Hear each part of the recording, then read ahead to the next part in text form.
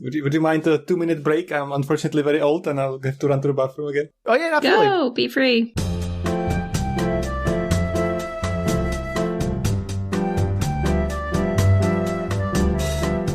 Thanks, I'm good to go. Welcome back. Don't talk about him anymore. Shh. Okay, sorry. Yes, right, of course. Yeah, I don't have this part of the recording. Damn it. I thought I would listen to that, but I don't have that part. I definitely only showed him my cat.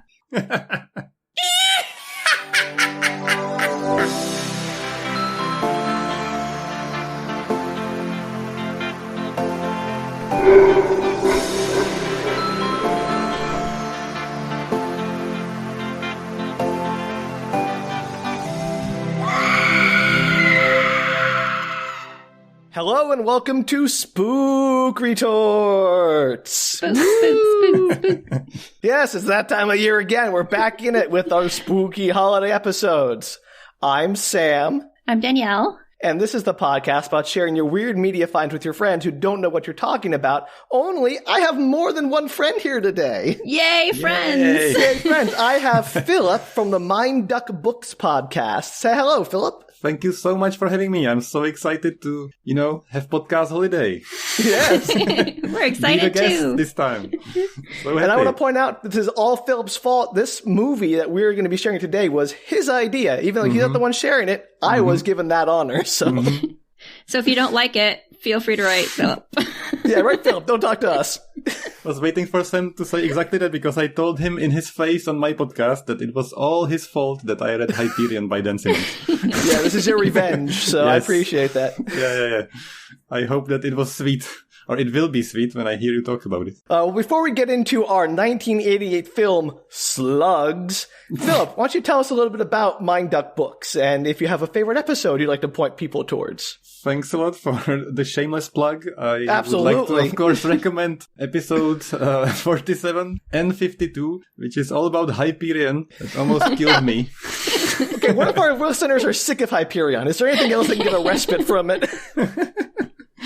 So, as you said, it's called Mind Duck. I couldn't put an F there. So the only reason it's called Mind Duck is because we couldn't swear on the name. Enlisted in the podcast. So I Index is right. I really love, like Sam, really love to talk about convoluted plots and mind-blowing things, and I would like to believe that some of our episodes actually have good books covered and actually good ideas, not only the nonsense, but we of course dive into the nonsense very deep. That's why Mind Duck. Yeah, after listening to a number of your episodes, I gotta say, I find your conversations much more enlightening than I'm used to having on this podcast. And much more Hey, now. boring than your podcast. No, it's not boring. I love your podcast. Yeah, that's the point. Like, it's just a different flavor of nonsense. Yeah. It's a little bit more It's interesting. trying to for strike a people. balance, not to be too Yeah. dry, but also be like informative. So we do a lot of preparation in the background, in the writer and stuff, and we do like a half. And then after the first half, you should know if you're interested in the book. And the second half should be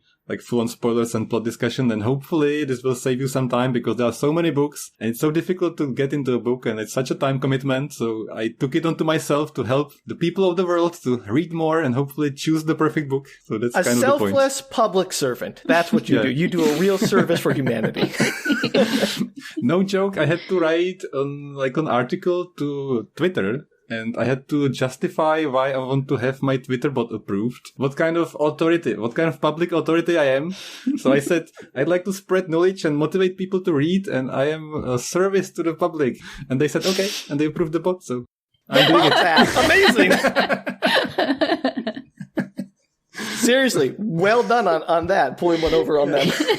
So please, listeners, check out episode 52 of the Mind Duck Books podcast. Danielle and Sam are there, and we had such a blast talking about the fall of Hyperion. I was so sweaty afterwards, I almost died. Don't be that nervous. Jeez. I wasn't nervous, I was just exhausted. Because some of the plot details, It's an exhausting book. I mean, that's a fact. That's a very funny Yeah. episode, though. Yeah. I don't know if you could laugh at your own stuff, but I definitely laughed at that episode. I enjoyed it thoroughly, so well done. I enjoyed myself as well. And we love Dune, so we're covering all the Dune books, and the 50th episode was all about Dune, trying to be very serious and probably very boring, so you might listen to that one if you're into like a classic, sci-fi classic. But I guess I should stop talking about myself, so let's move on. Yeah, well, definitely check that out when you get a chance. But unfortunately for you, you've joined us on Spook Retorts, so we're going to talk about Slugs, a 1988 cult classic. And I shall say this is a multi-level collab, so there's going to be a Mind Duck Book podcast about the book The Slugs, which the movie is based on, where Sam's going to suffer as well. So excited. We'll see how this goes before I commit to anything else. All right, let's just okay. I thought it was set in stone already. We'll figure it out. All right. Well, Danielle, as the only person here who has had no introduction to Slugs, I will have a summary for you to read right now. Okay. It says, people are dying mysteriously and gruesomely, and nobody has a clue what the cause is. Only health worker Mike Brady has a possible solution, but his theory of killer slugs is laughed at by the authorities. Only when the body count begins to rise and a slug expert from England begins snooping around does it begin to look like Mike had the right idea after all. How big are these slugs? Not. They are your average garden slug. Excellent. The sole reason I read this and was interested was this is the most nonsensical premise to a horror movie monster I've ever heard of. Have you heard, it was a Day of the Triffids? Yeah, but that's a good premise. That they walk and they're giant plants. And they whip you with poisonous whips. Like, okay, that's... My mistake. That's a great premise. Killer slugs. Ridiculous. Got it. Can't you just run away from the slugs? They exactly. move so slow. So I wanted to jump in for a second and ask you, Danielle, before we get into the actual movie, how would you either defend yourself or kill the horror monster in this case? So Salt number guns? 1, step away. Exactly. Salt guns, right? Okay. That was my first thought too. We'll see if anyone in this movie uses the strikingly obvious solution of salt. Ordinary table salt. I'm going to be so mad if they don't use salt, Sam. Okay, well, I got to tell you, it's a very obvious solution, so I would be too. Yep. But I also want to point out that I repeatedly throughout this, and you'll see me, but I go through like, okay, I'm waiting for the point where I'm going to start feeling the threat of the slugs. Mm-hmm. The threat of the slug, yeah. I will tell you the point at which I finally understand why the slugs are a threat. Oh, and there so is one. There is one, actually. Okay. I never got that out of the book. So, we open, cold open, it's a lake. There's a fishing boat, and there's a couple in a small rowboat that they're fishing. There's no slugs in the fishing boat, right? I mean, it's a fishing boat. Danielle, please. We will get there. Are there slugs in the water? Are they water slugs? Can they swim? Danielle, Can slugs swim? Give me like 5 seconds. I must have sent in the summer. Come on.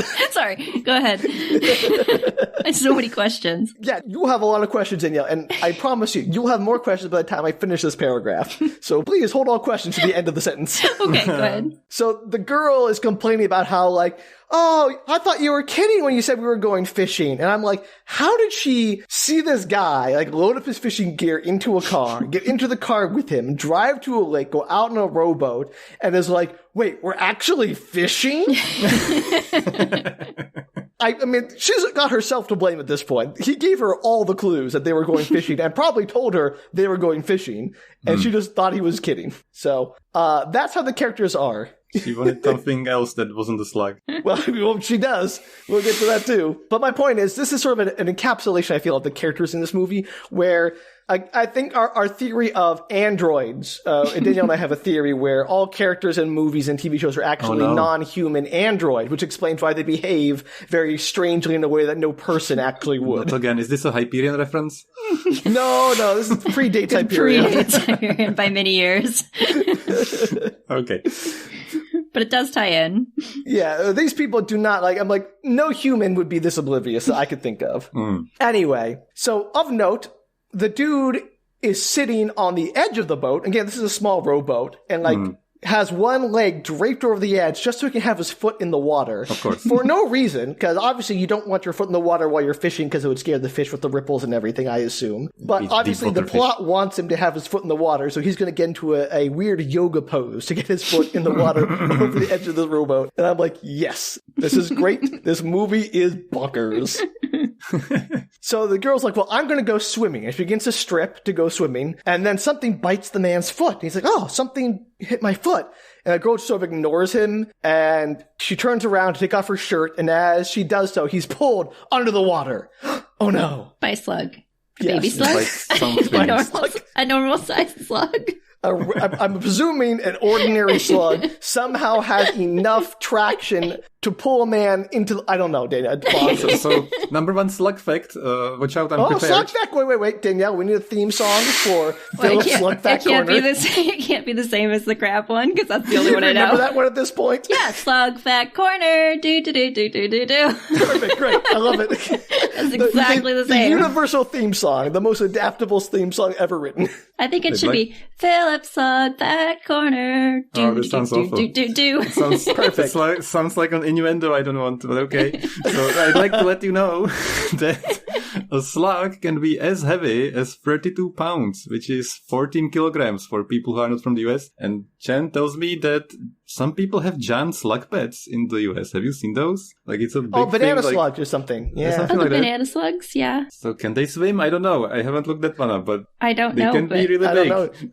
I've seen banana slugs. Have you seen a banana slug, Sam? Yeah, all the time. We used to have banana slug kissing contests. People have died from that, actually, which is a problem. I didn't participate, but we used to go camping out in the woods, Clearly, this shows you the level of entertainment we had as children. Now all you young whippersnappers have podcasts to keep you entertained, so be grateful. I just checked, so no, they cannot swim. And my question is, are they in any way mutated or somehow enhanced? Phil, we will get to all of that. I promise you. All your questions. And more. I want to say will be answered, but they won't. Some of them will be. Some of your questions will be answered. Because you'd expect they're mutant slugs, right? Giant mutant slugs. That's the premise. I don't know. Expect. All I know is this poor man has been dragged under the water, and his girlfriend is half naked behind him, doesn't know that he's gone. She didn't hear him. What? Well, as soon as he flashes in, she turns around and sees his hand go like jabbing out of the water, like then sink below. And she's like, Wayne, cut it out. You're crazy. While ominous bongo music plays, which is a great choice. I feel like all slugs have bongo music as their theme as they slug along. This should be the theme song as they kill people. It sounds fun. There's so much good music in this movie. So I want to get something out of the way first. This is obviously a B movie, so I'm not going to rag too hard on the acting or the writing, because, come on. I mean, we're not here for it's not like, Scorsese or whatever. And honestly, it's part of the charm of this movie. If you're going to watch this movie, it really helps. So anyway, she continues to insist he must be kidding. Like, come on, Wayne, cut it out. Just come up here. And then the water starts roiling with Wayne's blood. She screams, and we cut to the credits. Solid opening. Yeah. Well, the credits are not. It's just a blue gel filter over the camera, and it's just a static shot of slugs crawling around over the opening. That's it. How quickly do they crawl around, I shall ask? Like, does the opening credits titles take like 5 minutes before they crawl across? I mean, they're just sort of like a ball, like a writhing mass of slugs. Oh, so. right. They've combined forces? Oh boy, do we have a Voltron of slugs is your question, I guess. We will see. This is so great. Like I said, the music is amazing. So half the music is like Psycho-esque string stings, and the other half is just screams, just people screaming. Love it. So it's good. This movie is great. I kind of love it. All right, so we cut to a bunch of rowdy teens in the car, because obviously we have rowdy teens in this movie. The car is zooming off, and it nearly runs over an old man walking down the middle of the street, and they call him a scumbag out the window for reasons to establish that they are disposable bodies. And then the man, as he picks himself up, is talking to his dog a lot about oh, they tried to kill me, but I'm okay. I survived. They can't kill me that easily. And so he gets back to his home, which is not very far away, and takes out a bottle from his coat pocket and starts drinking. And then he gets real mean to the dog. He's trying to drag the dog inside, and the dog doesn't want to go in. He's like, what? Is my house not good enough for you? Which is an odd question, presuming that that's his dog and has probably lived at this house for a while and has been inside before. So I don't really understand what is happening? This is how you set up a person you want to have killed. This is for the audience. This is it's because there's slugs inside the house, right? Oh, obviously, yes. Of course there are slugs in the house. But the question I have is, like, why is he talking to the dog like it's never been to this house before when it's clearly his dog? I'm like, you know the dog. The dog's been to the house before. Like, it's not, like, clue in to the dog not want to go inside. It's very weird.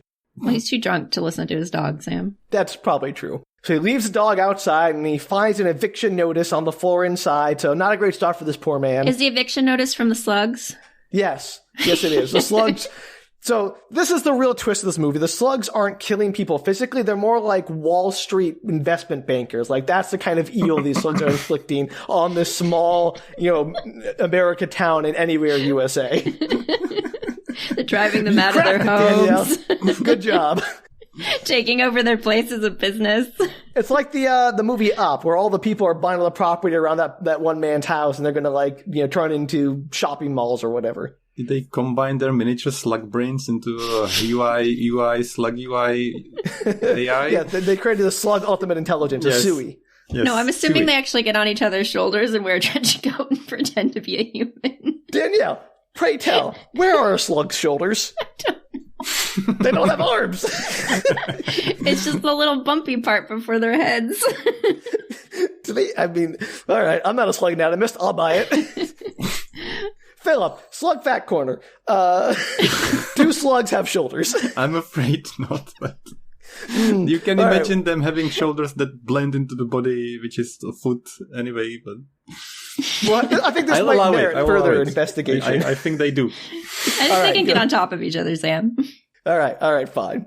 So he lights a lantern in the house because I guess the electricity was cut off or doesn't work. It's never mentioned why. And as he goes to putter around his house, we get a close-up of a floor heating grate with writhing slugs coming out of the grate. So this is the great part about the slugs in this movie. You never see them move. Yeah. You just see a shot of a pile of slugs. That's what I'm talking about. You are horrified by the immovable force of miniature slugs. Yes. And then a cut back to the slugs, and then the people we'll get to it, but it's just you never see the slugs actually move. It's just a pile of slugs. Because they're slugs. They don't move. It's great. Because why are the people screaming? You mentioned they were screaming, but nothing's happening. There's nothing loud, nothing menacing, nothing big, nothing deadly. It's stationary. Wayne was put underwater by aquatic slugs. They invented scuba gear for slugs. They're genius slugs. They clearly have a navy, a slug navy. But is it ever confirmed there were aquatic slugs? Because it doesn't... Yes, 100% aquatic slugs, okay. yes. Okay. In that case... They're even more dangerous in the water. They're like a land shark that learned to swim again. So the man then he lies down on a couch, which we conveniently shoot the couch from the back, so we just see him sort of plop down out of sight behind the couch, and his legs and arms shoot up and start jerking around as he yells and screams and flails about. It's like, no, get off me! So he's dead. Does he have a slug fetish? Did he want to fall in that? What happened? He just lied down. I guess he didn't look before he sat down into apparently just all the slugs in the world on the couch waiting in ambush for him. I just can't imagine a scenario where you're not able to get away from the slugs. That's exactly my point. So this is how it happens. This is how they strike. You sit on them. They're ambush predators. Maybe if you were sleeping, you think they'd only take you out in your sleep, where they could slowly crawl across your body towards your carotid artery. I was expecting to be passed out or get unconscious or something. I will give you one spoiler. Not a single person who is killed is in any way unconscious. So, shows you how dangerous those slugs are, Danielle. I'm already struggling with this. I know. I'm not even I have so much further to go. It was so this just is about the side tangent, but I remember the book starts that somebody eats a slug by accident. Is that ever in the movie? We'll see. We'll see what happens. Okay. Because that's you like can a ask way your questions, Philip. It's like I'm not going to answer them. To have an original slug attack, it gets in the body somehow by accident, but not in the movie yet. It's a whole thing. We'll see. Okay. So we cut to a busy restaurant. Two couples are drinking together. One lady, Maureen, was already drunk. Drunk Maureen tries unsuccessfully to get either of the two men to dance before declaring that Ashton is the armpit of America. So your guess is as good as mine as to where that is. There are so many places that can be considered the armpit of America. No offense. Ohio. No. I was going to say Ohio too. Yeah. Sorry, Ohio. We're we so love you. mean to Ohio. We do. New Jersey and Ohio, we're just so mean to them. We shouldn't be. That's okay. Filip, as a non-United States citizen, someone who didn't grow up here, where would you classify the armpit of America to be? I was specifically, strategically not commenting on any of this. Please don't ask. No, we're going to make you. It is somewhere. Okay. I have no idea. You not even know it. Like, you just name a state. Any state. It'll be right. I can't. I show. He's like, I don't want to defend an entire country. Please don't make me. All right. Fine. I know this is a trap based on what conversations we've had with my wife. Okay. Does she want to make an educated guess on the armpit of America? I'd love to take her vote. Unfortunately, but yeah. Okay. All right. Well, fine. We'll leave it there. I'll leave it up to the listener's imagination as to where I think the armpit of America is. It's wherever you want to be. It's the armpit in your heart. That's how I think about it, yes. Exactly my point. The armpit of my heart. It's just the US. That's how Czech people think about it. I never said I was from the Czech Republic, by the way, but that's how. Okay. Because in Czech we don't have an idiom, and it says to like the American paradise, like the American thing. Like we have, for example, seasoning called American potatoes. And it's like the best taste people think of potatoes, and I love it so much. You can buy it everywhere. I even got it imported, and Chen has never like tasted anything like that, but it's called American potatoes, and it's amazing. And Czech people think America is amazing, but they've never been there, and they don't know what that is, and they never checked if you guys have that kind of seasoning, so you don't. So Danielle, have you ever had American potato seasoning? I have not. I've had many a potato though. Yeah. This is why does the Czech Republic get all the good stuff? Like they get the good American seasoning. We're stuck here with like nothing. That's I'll send you a package. Bogus. So absolutely for me as a Czech person, this place is in the middle of my heart. I think it's the best place to be. If I have to import American potato seasoning, I will be incensed. I wonder what's in it. What do they think we put on potatoes? It's a trade secret. It's like a bunch of herbs. It's like Mrs. Dash or something. Probably. And it does have the seasoning. secret ingredients of love, because Czech people are in love with the US. Well, we appreciate your love, even if it isn't maybe not as deserved as it should be. We do love potatoes, though. That is very true. Yeah. Idaho is nothing if not a potato place. All right, so the other couple, Mike and Kim, they have a meeting with the sheriff in the morning, or at least Mike does, so they decide to call it a night early. And as they're leaving, they run into Don and Maria on the way out. Don is the country sanitation supervisor. Are any of these people important to the plot? At this point, I don't know, so I'm giving you all the names just in case. Well, is Mike Brady? Because he seemed to be important to the plot. Yeah, but I didn't read the summary before watching the movie, so I didn't know. I didn't have that clue. I had like 5 people introduced in quick succession.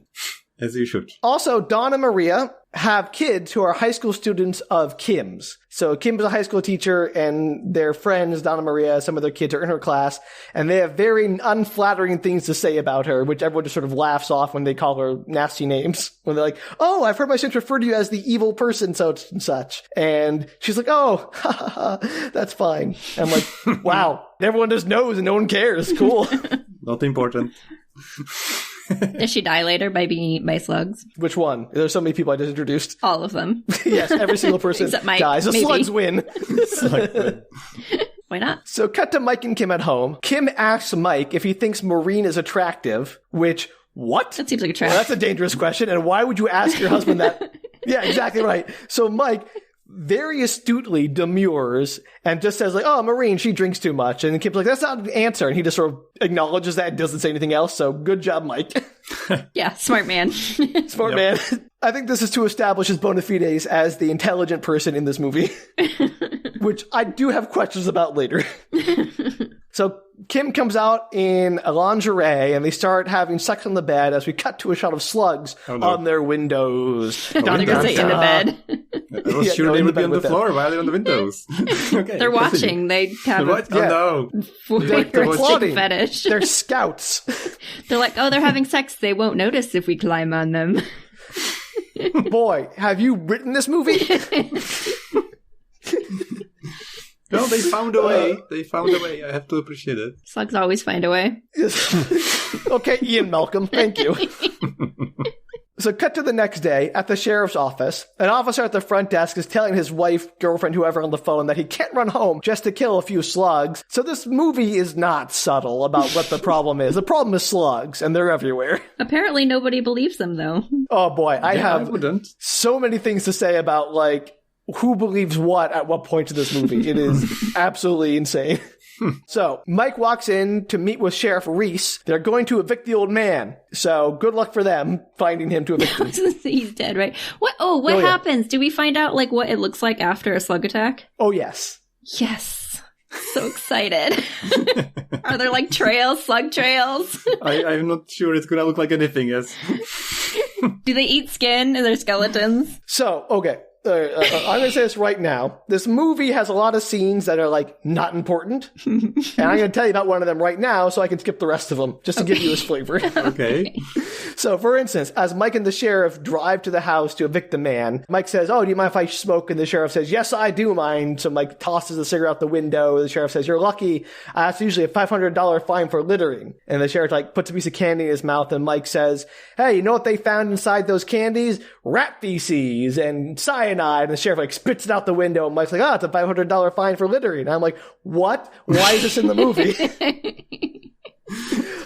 Also, why did the sheriff just like, "Oh yeah, I believe you that they, whoever they are, found rat feces in this exact candy, and I'm going to spit it out in, disgust by hearing that." Do you think the slugs are after humans because we're ruining their ecosystem by Yes. throwing stuff out into the ground? No, it's not because of that. Well, kind of.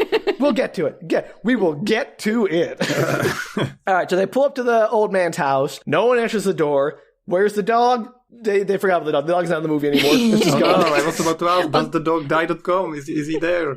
I hope No, he the dog made it. is out of the movie. The dog was so just he there made to it. He establish that the survived. old man Fine. is not worthy of our pity. Well, the dog didn't want to go in the house. It probably ran off. It was leashed up out on the porch, though. Nope, it ran. Maybe the slugs let it free. Solidarity with the slugs. It ate Yeah. the leash and was like, "Get out of here, Now dog." you're talking. I believe it. All right, so they climb in an open window because the door is locked and no one answers. The place is squalid. So they wander around, and then finally Mike finds the bloody corpse on the couch, which is clearly just like a plastic skeleton covered in like red paint and fake blood. And it has worms crawling over it, which are not slugs, to be clear, but they're like crawling out of the eye sockets. There's like little chunks of meat everywhere. It's great. So the slugs eat meat. Is that what we're establishing? These are carnivorous slugs. Perfect. Okay. 100%. They're Fun not fact, just killing for true, sport. That's true. They do eat meat. Some slugs do, yes. Yeah. That's gross and things I didn't need to know in life. So there's a slug expert, as was alluded to in the summary, and I think we have our own slug expert now with Filip, who is giving all the same information, but much more concisely than our slug expert in the movie. There's a Okay. species called the ghost slug that eats worms and can eat meat, so it's at least one, I can confirm. Oh, ghost Great. slugs? Is that what happens? They like appear, disappear, they eat, they You leave. wish. You wish. Is that what these are? There could be a ghost slug in your house right now. There could be. It's a possibility. If I suddenly Hide your lettuce. disappear, you'll know why. Okay. Well, hopefully we'll hear you screaming. We can't do anything about it. We'll just hear you. My cat will eat me.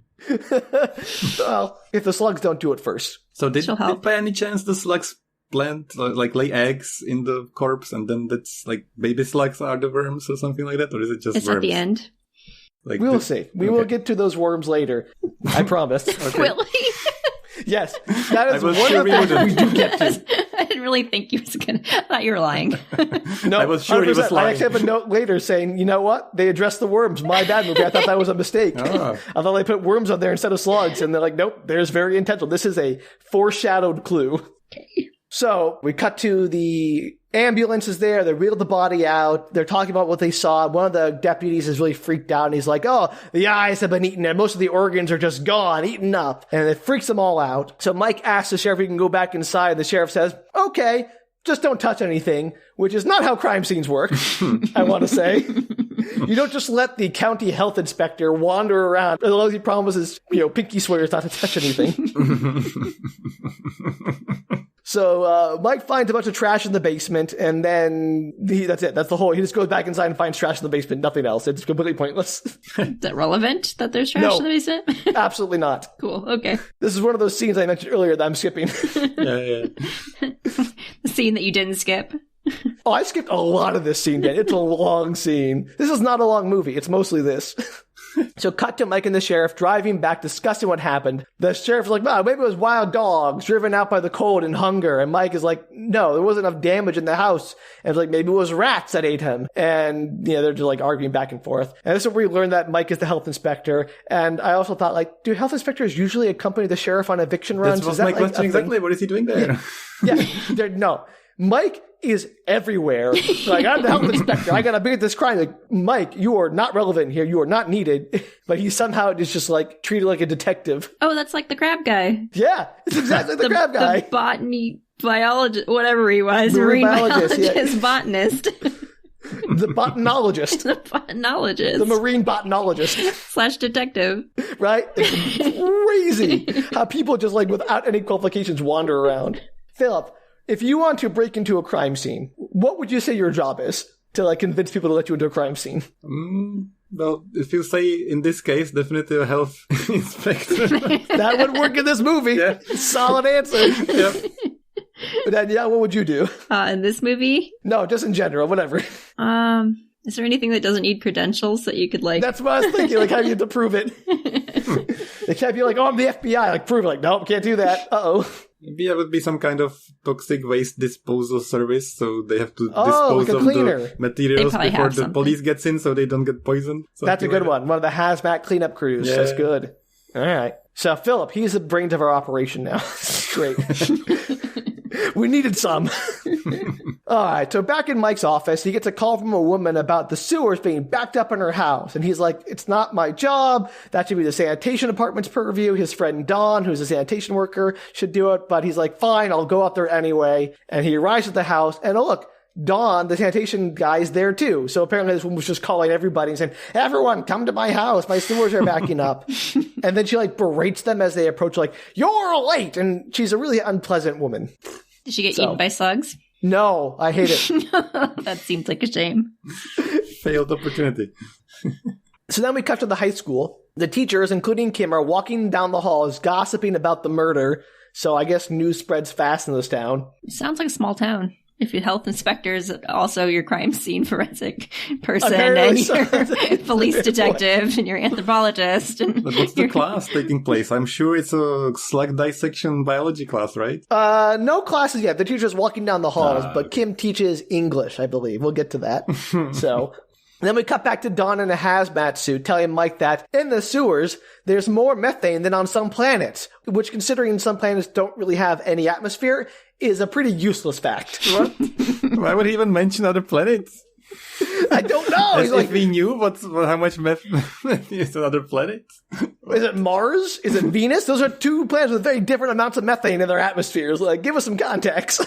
Are the slugs from another planet? Yeah, that's now you're talking. Yes, please. Maybe they're trying to. I don't know if you ever saw that movie. I brought it up before, and I always forget the name of it. I'm not going to remember the name of it now. But it's like Charlie Sheen, and there are a bunch of aliens trying to terraform the planet. So all global warming is aliens trying to change Earth. Oh, I should watch that. It sounds fun. Sounds like my kind of movie. It's very much your kind of movie. Aliens. I mean, it's great. So yes, the slugs are basically trying to terraform Earth to make it habitable for the slug invasion. I hope so. Right, perfect. I hope so. That was my. I hope they have miniature spaceships as well. That'd be so cute. Oh my gosh, like a little slug saucer. Oh. And they ascend to the atmosphere at a slug pace, so you can see them like suspended in the like air, a slug like slowly mothership rising. Or something. Because they can't go too fast, because in their perception it wouldn't be manageable to steer the spaceship, so they have to take their time. Oh, because the synaptic response is so slow. Yeah, so they're they have to slow control the creatures. spaceship at their pace, so it just slowly like bubbles up to the atmosphere. It took them 100,000 years to make the travel from Mars to Earth, and you because find out they're basically so immortal, and they've already been living on thousands of years. This was a generation ship. This was a slug colonization. And when they got to the planet, they realized, oh no, it's full of people. They must be destroyed. You should make a sequel. All right. Slugs 2. Slugs in space. Yes. I'd watch that. Excuse me, General. Generation Spaceship Slug is the title. Excuse me. Generation Spaceship Slug. Love it. Slugs are too cute to be in a horror movie. I'm not buying this at all. You just wait, Danielle. They're only going to get more cute and more vicious. Well, fun fact, they have thousands of teeth. Google says 27,000 of teeth. Yeah. Slug fact corner. Do. You're falling down on the job, Danielle. I had to pull you up. Sorry. I was teething. Please don't. Just imagine having 27,000 teeth. God, yeah, your mouth would just be so full all the time. Nothing but teeth. All right, so Don climbs down the manhole. He's bantering with Mike all the way. In the sewers, Don immediately takes off his respirator, so real professional. Why? As you do in all horror movies. This happens so often. They always take off the space helmet. I'm not surprised. Not surprised. And so you can see his face. So, Great job, Don. He then finds a clogged pipe and starts like pulling garbage out of it. And then one of the things he pulls out looks like flesh. And as he pulls out a crowbar, he like digs a hook bar into the pipe to like dig out whatever left in there. Something grabs the other end, so like tugging on it, pulling his arm into the pipe. And then he eventually lets go and the thing is dragged into the pipe. Muscle slugs. How big are the slugs they've shown so far? They're just like the little tiny ones? No, they're like, maybe 2 inches, 3 inches long. So they're still not very big. Are they big enough? Like the super... How do they pull crowbars, Sam? I'm still hoping they culminate into a hive mind and they build themselves up. Coordination, Danielle. They're like Borg slug? Yep, that's what I'm hoping. Yes. They already shown intelligence by planning for the environment, by planning the spaceships, by planning all kinds of stuff, going on the window and clearly being so intelligent that they will crawl on the people having sex while they're not aware. So they are clearly very intelligent. They can plot very well. Yes, that's exactly right, Danielle. They work together. These are our worst enemy. So they had a contraption set up in the pipe, and as soon as he put in the arm, there was a hook of rope that tied around his wrist and a rock that they let fall, and that's how he got pulled in, because they're so clever they set this all up before. That's clearly what happened there. Oh, okay, sorry. Just the crowbar gets shoved in. Dawn just like, let's go, but like, no, that they were was hoping weird. for the arm, but they leaves. got the crowbar at least. So like, yes. Oh, good, he let go. Way too many people just like fall in with the thing they're holding on to. Well, to be fair, the pipe was only like, 6 inches across, so he could get his arm in, but not never mind. I thought it was giant. Never mind. Okay. No, I thought they were going to rip his arm off into the pipe, but no, he lets go and walks away. I know. So, we cut to Kim's class. They're discussing how Romeo and Juliet could have solved their problems in a way that didn't end up in everyone dying, which, hilarious premise for a class. I love that. I mean, that's true, though. True story. Yeah, like, every answer is where, like, one girl puts her hand up, like, maybe they could have, like, talked to their parents and convinced them it was okay. And I'm like, well, that's the wrong answer. Like, that wouldn't have worked. Yeah, no, it's the 1 inch that's wrong, so good job.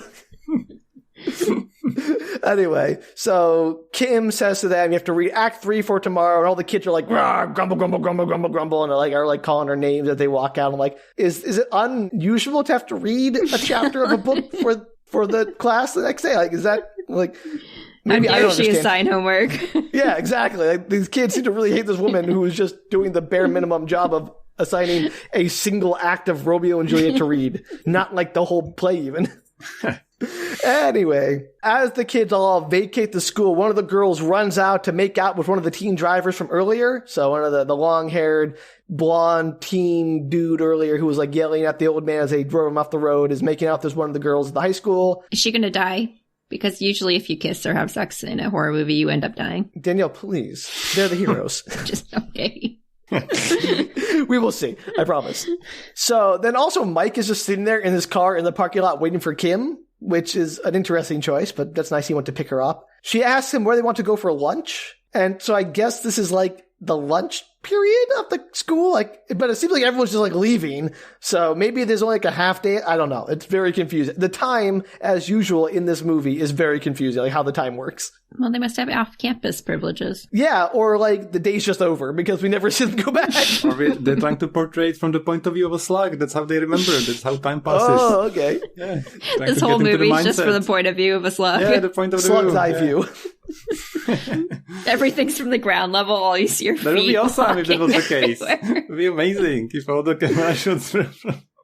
There was a movie about like insects. I forget what it was called, but it was like a very like all from the perspective of insects. It was like documentary footage almost, but like There was one scene where they play a bunch of romantic music as two snails collide and like crawl over each other. It was very funny. It was a good movie. I don't remember much more about it. I saw it when I was very young. Okay. Anyway, we cut to a diner where all the teens are going. So this is the cool hangout spot, I guess. One of the dudes, who is the friend of the blonde mullet guy, has a mullet perm, and I love it. The 80s are really here. He's actually my favorite person for like 5 seconds, but then I hate him later, so don't quote me on that. Mm-hmm.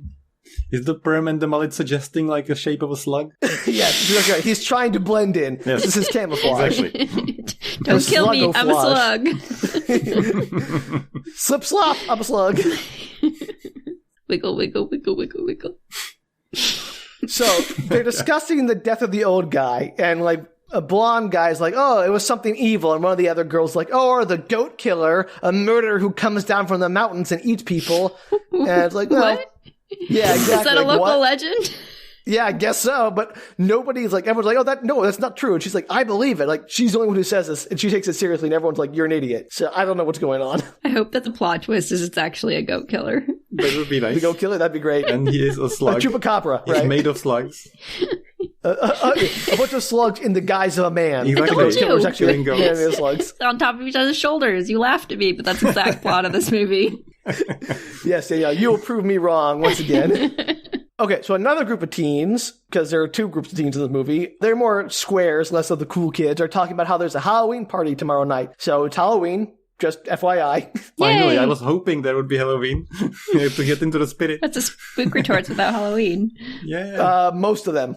Are there pumpkins full of slugs is the question, though. Oh, that would been so good. No, they don't. Like, this movie says it's Halloween. There is not one single Halloween decoration seen in its entire movie. They don't have a even go Halloween trick-or-treating? party, No. At least. No slugs? Trick-or-treating costumes? No.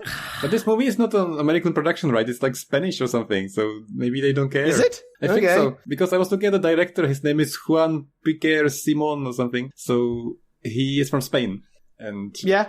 I was curious if he put himself in the movie, because like you said, the character is in everything. So usually if it's like a low budget B movie, sometimes the director makes it just so he's in everything. So no, he's not. No, everyone in the movie is American except for Don's wife, who is French. No, never mind. Interesting. Yeah, so I don't have any answers to your question about the production origin of this movie, but suffice to say, they give lip service to Halloween and nothing more, and I am deeply disappointed. Anyway, so they're talking about how there's a Halloween party tomorrow, and one girl, Pam's all like, I'm not going. I don't like those wild parties. And finally, a movie has representation of teenage me in it. I am so excited. Pam is my, like, doppelganger in movies. Like, parties are lame. I'm going to stay home and scare children. It's great. Anyway, the other three peer pressure into going anyway, so dang. Sorry, Pam. We always had a Halloween party, Sam. Yeah, but like, not like raucous teenage parties. Oh no, we like watched movies and ate candy. Yeah. See, that's what I'm talking about. That's like the kind of party Pam would want to have. Pam is us, Danielle. I've been to lots of raucous teen and post-teen parties, Sam. It's Yeah, just I you know. who doesn't like them. I've been to them too, but again, I have my preferences. So thank you very much, movie, for making me feel seen. We cut to a greenhouse. An old couple is bickering inside. There are slugs' eggs on all their plants, and the woman wants them all cleaned up. So, Uh-oh. It's good that she knows about it. It's not a surprise at all. yeah. I think it's going to be a surprise when the slugs try to kill her, Philip. Well, they haven't tried yet, and she's aware of the eggs, cleaning them up, so she's pretty much safe.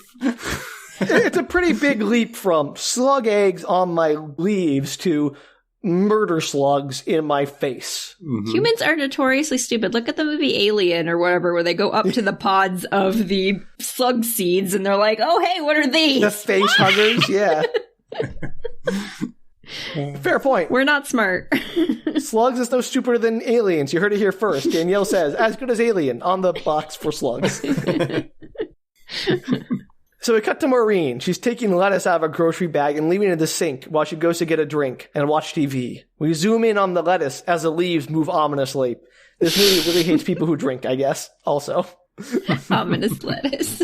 Ominous lettuce. It goes like rustle, rustle, rustle. Like, no, there's slugs in that lettuce.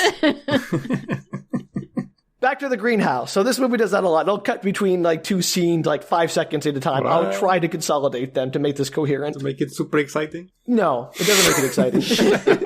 It's just like, focus on one thing. So back in the greenhouse, slugs are crawling around, and one of them crawls into some gardening gloves. The man comes back in, and he puts on the gloves, and something starts biting his hand. Oh, finally! So he starts like... Clever plot by the slugs. Finally something clever they did. Hitting the So glove. he starts smashing his hand on the table to like knock the slug. You can't like, for whatever reason, he cannot remove his hand from the glove. It's the like slug is like stuck in there. It's a bunch of other slugs holding the first slug by its shoulders so he can't like pull it out. Yeah, like what's... he can't get the glove off, so he's smashing the glove on the table to try to kill whatever in there, release his hand. Is this like a young guy or old guy or? No, he's an old dude. Okay, at least These he's are old, the so old it guys. like makes sense a little bit maybe. No. So while he's flailing, these are not like tight gloves. They're just gardening gloves. I don't understand. So while he's flailing, he knocks over some bottles of a mystery chemical that obviously start to like sizzle and hiss and boil when they smash open. That's like a garden pesticide or what is that? I don't know. It's a mystery bottle. Is he like making some drugs in the greenhouse? So clearly the greenhouse is a cover for the meth business. He Exactly, actually has. exactly What what I kind meant. of liquid hisses when it leaves? I mean, it must have like the lowest boiling. It must be like, acetone or something, and like it lands near a space heater and it's boiling really. I don't know. I know I usually put acetone on my plants. Right? Do you put it in your meth though? I'm sure you do. Probably. Maybe. So eventually he grabs some garden shears to cut the gloves off. Like he sticks it underneath the wrist of the glove, trying to cut open the gloves. Blood starts running down his hand, and it doesn't work. He can't cut the gloves open, even with the gardening shears. These gloves are like glued to his hand. Manageable. But aren't the shears like giant? Wouldn't he have to like cut his hand just to shove it in? No, the gloves are so loose. I cannot overestimate how easy it would be to get like 2 or 3 fingers under the gloves. And so he shoves like the shears Let under, me like guess. tries to cut. He pours the acetone down the glove. No, better. So I have a supposition here. My guess is that the slugs, very cleverly, they brought these chemicals to the greenhouse and mixed up their own super glue, which is what they used to trap the man's hand inside the glove. Yeah. So they're not even in the glove at this point. Yeah. So he can't get the glove off. So he then like flails around, he grabs onto one of the shelves of plants and like falls over backwards, pulling the shelf over on top of him as he falls over. So, A+ job. I mean, again, his hand is being eaten by slugs. I'm sure it's painful and everything, but like, it's just a hand. It doesn't feel like the DEFCON 1 crisis that he makes it out to be. This guy's not on my zombie apocalypse team. Is he Exactly right. screaming at this point and flailing around? What's happening? Yeah, he's screaming and flailing around. He's calling for his wife, but she is inside vacuuming and listening to the radio and does not hear him. She like a cute grandmother? What does she look like? Her? She's just his wife. I don't know. Oh, okay, I meant like, is she also elderly? Yes. Yeah, no, his wife, she's not like a cradle robber. Okay. They're an age-appropriate couple. Okay. So the hissing and boiling chemicals spread fumes around him as he calls for help, lying on the ground, and then he grabs a hatchet to start hacking off his own wrist to get the glove off. Stupid. Why does he have a hatchet? For his meth. I don't know. It's a meth hatchet. You don't have a hatchet? I thought everybody had a hatchet.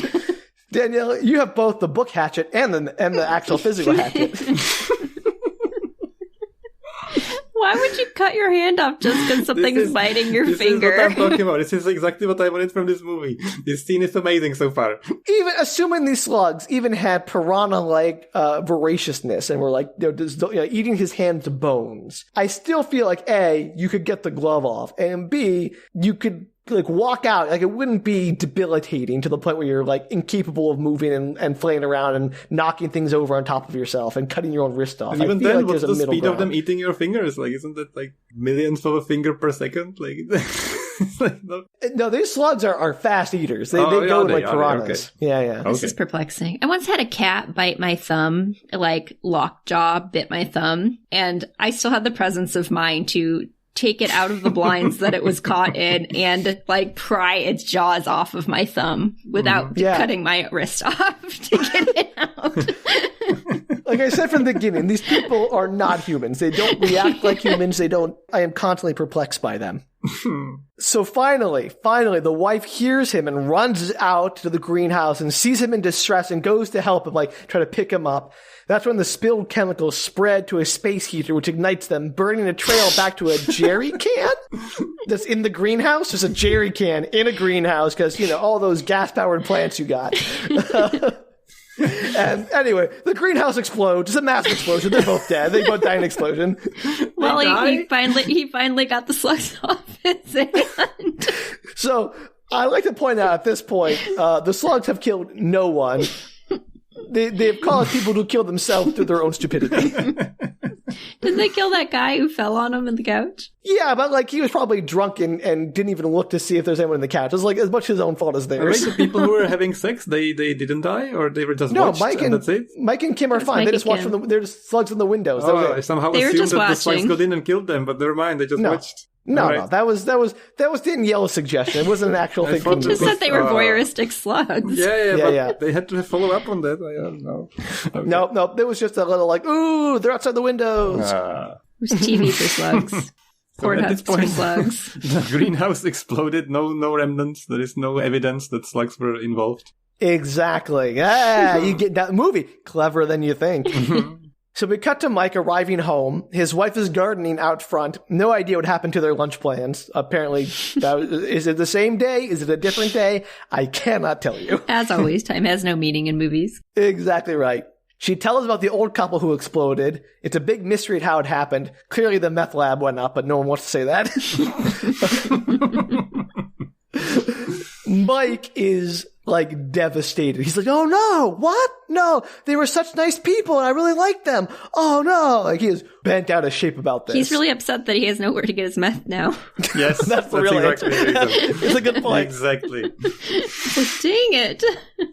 I like to think that this movie, the slugs are just regular slugs. And all the deaths are caused by, meth addicts. This whole town is a meth addict town. And so it's all caused by the meth lab exploding, spreading chemicals throughout the town into the water supply, into the air, and everyone's just tripping out and having these hallucinations and killing each other and freaking out. Blaming slugs. Blaming slugs. So then, as he watches Kim garden, he notices all these slime trails in the garden. And then Kim's like, oh yeah, there are slugs. And she points to some slugs she found just crawling around the garden. And he's like, oh, these are the biggest slugs I've ever seen. And they're 3 inches long. So get bigger slugs, Mike. Are there places where slugs are normally small? Hey, Filip, are there places where slugs are normally small? Yeah, slug fat corner. Well, most places they're normally small, obviously. Just Ohio? How small? Yeah, I think exactly what you described. That's the average. I think 2 inches, maybe 1 inch, even smaller. Okay. And crazy. Fun fact, other one I have, the average speed. Oh, please. Or actually, no, not the average speed. The top speed of a slug murderously crawling near you is 0.18 miles per hour, which for me is 0.3 kilometers per hour. So. Wow, that's a speedy slug. Yep. That's the top speed, mind you. That's the ever most amazing slug speed ever measured. All I can imagine is the video camera being watching a slug crawl and then watching the human screaming, watching the slug crawl, watching the human screaming. You just walk out of the room. I was sure. It's not that, unfortunately. I was sure in this it's movie worse. Or in the book there would have to be a scene where somebody's paralyzed or somebody who somehow is unable to move has to watch the slug get him the whole time. And they cut after a few hours and there's a slime trail after 2 hours, after 5 hours, after 6 hours, then the slug's on his arm, and then they cut after a week and he's a skeleton or something like that. That's That'd what I was good. sure would happen, but no. Unfortunately, this movie has other solutions for the slug speed problem. Does it? I haven't heard any yet. Yeah, exactly. Well, the slugs obviously use clever tactics like exploding meth labs to kill people, so... I was expecting him to, or I was praying for him to pull out his hand finally out of the glove, covered in slugs, and flailing it around, spraying people with slugs, and those slugs would eat people's faces, or something like that. But no, unfortunately, this movie does not have the budget for a bloody hand. It has to keep it in the glove. They wasted all the money on the explosion. Keep it in the glove. All right. So Mike goes to like poke or pick up one of the slugs because Why not? men, I guess. I know when I see slugs, I want to poke them too. Like with a stick or something? Or Yeah, just his finger. It goes With like his finger? poke one or pick one up, and the slug like lunges out and bites him like a cobra. What? It's clearly a very fake slug. Oh my god, is this the scene I wanted to ask you about? Because there is a picture, Yes, if this you is the one. Google like Slugs the movie, and there is a picture from the movie, and there's a slug with teeth. Is this Yeah, the this scene? is the one. Oh my god. This is Have one- you seen this, yeah, Danielle? this is This is amazing. This is why I I want to see haven't this seen movie. I don't look anything up that I know we're doing. Yeah, This is- wisely. This was why I wanted to read the book, actually, because I was like, this has to be something. Like, this has to be amazing. That's why I read it like 10 years Well, ago. this movie peaks early with that scene. I'll tell you that right now. Oh no. Oh, thank you for sharing the image of the slug biting a finger. That is so Philip. good. Yes, this is amazing. I love it. That's so good. That's a really good. Yeah, that's exactly what it is. It's actually a very short scene because they didn't want to waste a lot of money like stop motion animating that slug. That's Clearly, really he good, does though. have kind of shoulders in the bag. See, they can crawl right on top. See, told you. Yes. So after Mike gets bitten, he tells Kim to go and grab a jar, so he uses a trowel to pick up one of the slugs and dump it into the jar and seals it up. He then asks Kim if her English friend will still be in his lab, so she apparently knows a slug scientist in this small armpit town, so that's convenient. Don't we and all? Off they go. You don't know a slug scientist? A slugcitist? A slug statist? I don't have a slug scientist in my life, Danielle. It's very sad. Gosh, that's sad for you. I know. We cut back to Maureen. She's asleep on the couch. She wakes up when her husband pulls up. She quickly goes back to the kitchen and starts chopping up the lettuce. But also, as she chops up, we notice that there's a slug in the lettuce. She's chopping up into little pieces. Did she not wash it? No. Ew. Because she passed out drunk and she like was startled awake. Like, oh no, he's gonna know I was drunk, and like quickly goes to like prep the salad. Gross. This is clearly a setup for The something. husband walks in I'm and hoping is to like, happen. "Oh, hey there! I wish that we had some wild hors d'oeuvres." And they start like flirting and have like weird food flirting, and they clearly go at it instead of cleaning that poor lettuce up. We cut back to Mike and Kim. They're running inside a university. They bust into the lab of a man named John the slug scientist, or a scientist of indeterminate origin. He is a movie scientist in the sense that he is just generic scientist who knows all science. Isn't that how scientists work, Sam? Yes. One scientist is a universal scientist. They're all the same. I mean, you would know. Are you a universal scientist, Sam? Obviously, we're all universal scientists. So John takes the slug out of the jar, puts it on a petri dish where it just sort of hangs out and slowly crawls around, like not a threat at all, which is how a slug would behave. Yep. You'd be like, ew, now I can't eat the lettuce. Well, no, we're past the lettuce. This is Mike No, and nothing happened and with Kim. lettuce. We're different scene. We're Yeah, cutting back I know, to the but other people. we're gonna get back to that, I hope. We will. Oh, we'll get back to the lettuce Why did he put the slug in a jar? to take it to The slugist? John. Yeah. So it wouldn't bite him Slugcitist. more while he transported the slug to the slug scientist. He just took it because he was like, that's weird that a slug bit me, so I'm going to take it to a scientist to check it out. And not just that I poked a Yes. slug and it bit me, and that seemed fair because I did poke a slug. Nope, you have nailed it. He was like, a slug bit me. This is cause for alarm. I don't know if I would be that alarmed. I'd be like, whoa, I didn't know slugs are that violent, and I would have left it alone. And I would have died. Yeah, I mean, this is why Mike's the hero and you're slug bait. I wouldn't poke a slug. Problem solved. Oh, anyway. So as John is examining the slug in the petri dish, he goes on and on about how it has mucus as both a defense mechanism and for transportation. So I'm assuming Filip can corroborate all these slug facts I'll be sharing from John the slug scientist. Yep, absolutely. Okay, thank you. We have the official He's like, Filip I seal don't of know. approval. And so what he then says, and this is the fact I really need you to confirm or refute for me, Filip, Oh, no. is Oh, no. he says you could put a slug on the edge of a razor blade and it could crawl across it without ever touching the This metal, is just like on top of its this is like slime. an urban myth, isn't it? Like, this is like a thing people say all the time. I don't know. All the time. No one ever said that. All the time. No one said that to me before. You don't hear that once a year, Sam? It's like super common. It comes up at parties and everything. Every time I'm at a party, someone's like, I have a great slug hat. Put a slug on a razor blade. Confirmed. It is true. Confirmed. Filip says it's true. All right. Official Filip seal of approval. This movie, 100% slug fact accurate. You can write your thesis based on this movie. Is it Fun because fact- the slime, like, covers Yes. Yeah, the slime and layer. Excuse me, thank you very much. It's not slime, it's mucus. And- Mucus. My mistake. Yeah. even grosser? and What's the difference? They can... I would argue mucus is a category of slime. I I think mucus is much more stuff in it than mucus is. The slime is kind of see-through, right? But mucus is kind of more nasty and sticky. Comes through your nose. I don't know. This part I'm not so clear about, but I can tell you that they can crawl over sharp edges, but they cannot crawl over copper. So if you want to survive in this movie, just make like a line of copper around yourself and pennies or something. Wait, they can't crawl over copper? Yeah. Why not? It's not killing them, but it's highly irritating because I assume there's some kind of reaction with the copper. These slugs are fine. Don't worry about them. They can crawl over anything. Okay.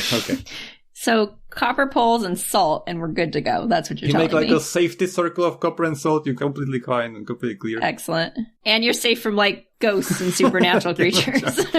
Right. Because slugs cannot jump and therefore could not cross your impenetrable line of salt and copper. You could just have a copper like fence that's like 3 inches high and you'd be fine.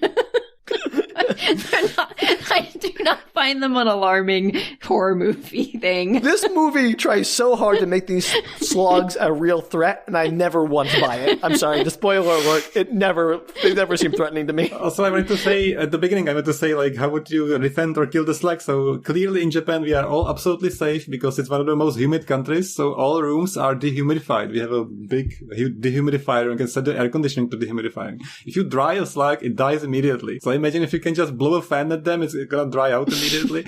But if you have like a room where I'm at right now, dehumidified, as soon as they get in it, they're gonna be slowed down and dried out. So I'm safe in Japan. Well, la-di-da for you, but here in the wet mainland USA, we're real trouble from slugs. That's not true. I'm in an arid climate as well. I'm probably fine. What are you talking, Danielle? There's slugs all over the place where you are. Only in certain areas. Yeah, okay, yeah. I don't think it's dry enough to the point where a slug could not crawl across your floor and get to you. You should tell that to the rain negative 12% that we don't humidity. have. I'd be fine all summer. Maybe in the like fall time it would be a little worse. Well, we'll put that theory to a test. Get a pet slug, see how it works out. I'm good, thanks. Although I have them near work, I could steal one. See if it bites me when I poke it and put it in a jar. Mm-hmm. So Mike asks John, what do slugs eat? And John's like, oh, they eat greens and lettuce. Pretty much everything in your garden is a feast to a slug. And then Mike's like, well, do they eat meat? And he's like, well, not really. I mean, a few species eat small insects or worms, but like not animals, like tiny things, invertebrates. And Mike and Kim leave with Mike promising to return the next day. He's got a lot to think about. So he's clearly already on board with murder slugs. I have a question. When the slugs bite the humans, does anything happen to the humans? Do they get infected with anything? Do they turn into slugs? Do they start to secrete their own mucus? They get eaten. Like that slug bit them earlier. Does it transmit anything, or is it just an attack slug? Just an attack slug. Just an attack slug. They're not like venomous. Not like I said, it attacked like a cobra, but it does not have like venom glands. I just wanted to know how special the slugs were. They're not. They're just regular slugs, kind of. This is so anti-climactic. I was hoping for mutant slugs, giant slugs, some kind of... Well, we don't know what's going on. It's not like the movie slugs, Them with the giant ants or anything like that. It's all just very ordinary slugs on the screen. I thought half of it would be normal slugs and then something would twist. Yeah. No, they constantly tell you how dangerous these slugs are. I have yet to see any evidence that they actually are. Still waiting for it. Maybe the book has more. Maybe. We might find out someday. Yeah, hopefully on the same day. Yeah. So they cut back to a robe-wearing Marine and her husband. I don't learn his name until much later, and I don't care. I'm not going to retcon his name into the script, so I'm just going to leave it out. The husband is having some tummy troubles. Probably all the slugs he ate with his salad. You. Finally. So Maureen confesses that she should see some about her drinking problem. She's like, I want to get better for you. And it's actually kind of sweet. And I'm like, well, he's dead. And she's dead. They're all dead. And he like doubles over in pain. He's like, oh, my stomach. And she's like, you want me to call a doctor? But he's like, no, I'll be fine. It's fine. I got a big meeting tomorrow anyway. I'm like, no, that's a mistake. Always see a doctor if your stomach starts erupting in huge pain. Yeah, that's wild. It's bonkers. He does complain the sal was a little salty, and Maureen's like, well, maybe it was the anchovies. But he's like, I usually love the anchovies. I don't know. Anyway, she goes off to bed while he stays up to finish some work. Like anchovies? You like anchovies? No, the idea of eating salty slugs in your salad. Well, you never had escargot there, Danielle? I don't know. I want to say yes, but I might be making that up. All right. Well, they're chewy and delicious, just like oysters. They're the oysters of the land. Yeah, but they're cooked in garlic butter. It's a huge difference between that and raw in a salad. You know what? Maybe we should try it, Danielle. Have a little cooking competition. I'm good, thanks.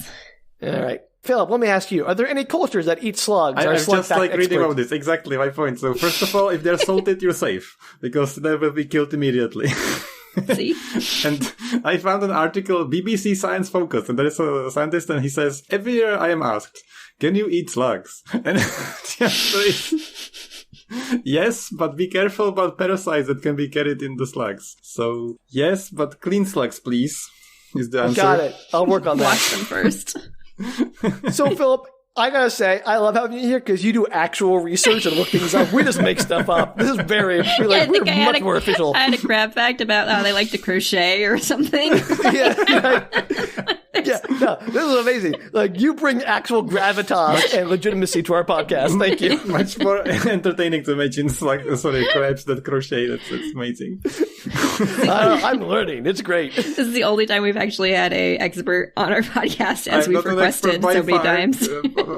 By comparison, you are, so we'll count it. But I wanted to say that there are 80 or to 90% water, so I imagine when you bite into it, it's like a bursting bubble or something. So gross. Thank you for that imagery. I can feel it in my teeth. But not salty at all. Not salty at all. All right. So we cut back to the main bad boy teen, the blonde one. Or maybe he's an adult just dating high school girls, which is also creepy. No idea. Anyway, Bobby, he's drinking in his car, watching an old couple leave their house and drive off. After they leave, the porch light blinks a few times, and he goes inside to start making out with his girlfriend, Donna. So the main teen's name is Bobby. His girlfriend is Donna. I'm going to use their names because main teen and main teen's girlfriend is too cumbersome. So they start going at it on the wet bar in the basement, but Bobby's immediately distracted by all the booze and disengages to go get a drink, which is a rookie move. What kind of teenage boy is like, oh, alcohol instead of sex? I'm here. Yeah. He takes it's insane. He spends 5 minutes making a drink and drinking it while his half-naked girlfriend is taking off her shirt and writhing sexily on the bar top, saying, "Come back, Bobby. Why'd you stop?" And he's like, "Just give me a moment. I gotta drink up." So he clearly has an issue, a drinking problem. It's so no way. Shenanigans all the way down. Yep. So he is clearly a stage 5 alcoholic. He is in deep. And this is a big plot point later. Wild. So as he's drinking and she's sitting there waiting for him to finish his drink so they can go back at it, Donna comments that if her father knew about them, he'd probably have a cow. So, hey, 80s slang. Yay! That lasted well into the 90s. I know. This movie was very much like a trendsetter, I suppose. Sure. So Bobby finally finishes his drink and goes to her, and we cut back to John's lab. It's late. I guess he's working late on slugs. There's no reason for these cuts. The reason is because they have to have everything happen simultaneously, I guess, or whatever. So he is at his lab. He's clearly still obsessed with the slugs. He takes the slug out of the jar and puts it in a petri dish. And then he cuts it open with a scalpel, cuts it in half. Oh, can you see that actually? And then he places some goo on a microscope slide and goes to look at it under the microscope. And we cut to a shot of the slug, presumably the same one, but now not cut in half anymore, a whole slug, crawling into the cage of a nearby lab hamster. Okay, so wait. So this is the slugstatist, right? Or something. He is some kind of scientist who has both hamsters and slug expertise. So he cuts a slice of it off to look under the microscope, and then it replicates? No. He cuts it in half and digs out goo and puts on the slide, and then a whole undamaged slug, magically healed, crawls into a cage of the hamster. Okay. And then it's no longer there. When he goes to look for it again, it does not exist. So the hamster starts going up to the slug, gnawing at it. They clearly put peanut butter on the slug or something.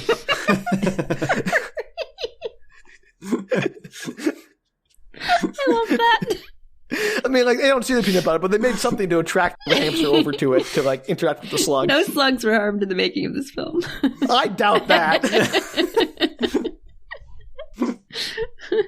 And so as the hamster is interacting with the slug, John is peering down his microscope, and then he hears the hamster start squeaking violently, and he finally looks up, and you see this probably fake slug, glued to the back of the hamster with blood covering the hamster, and he's just watching it as the slug slowly kills the hamster before he grabs the now still completely fine slug and puts it back in the jar. So at this point, it's an actual hamster and an actual slug, both are actual animals glued together. I mean, I don't know, like, how real the slug is, like a rubber slug or whatever in the movie. But in the context of the movie, it's like a regular-sized slug, like riding a hamster like a cowboy and, like, gnawing at its neck.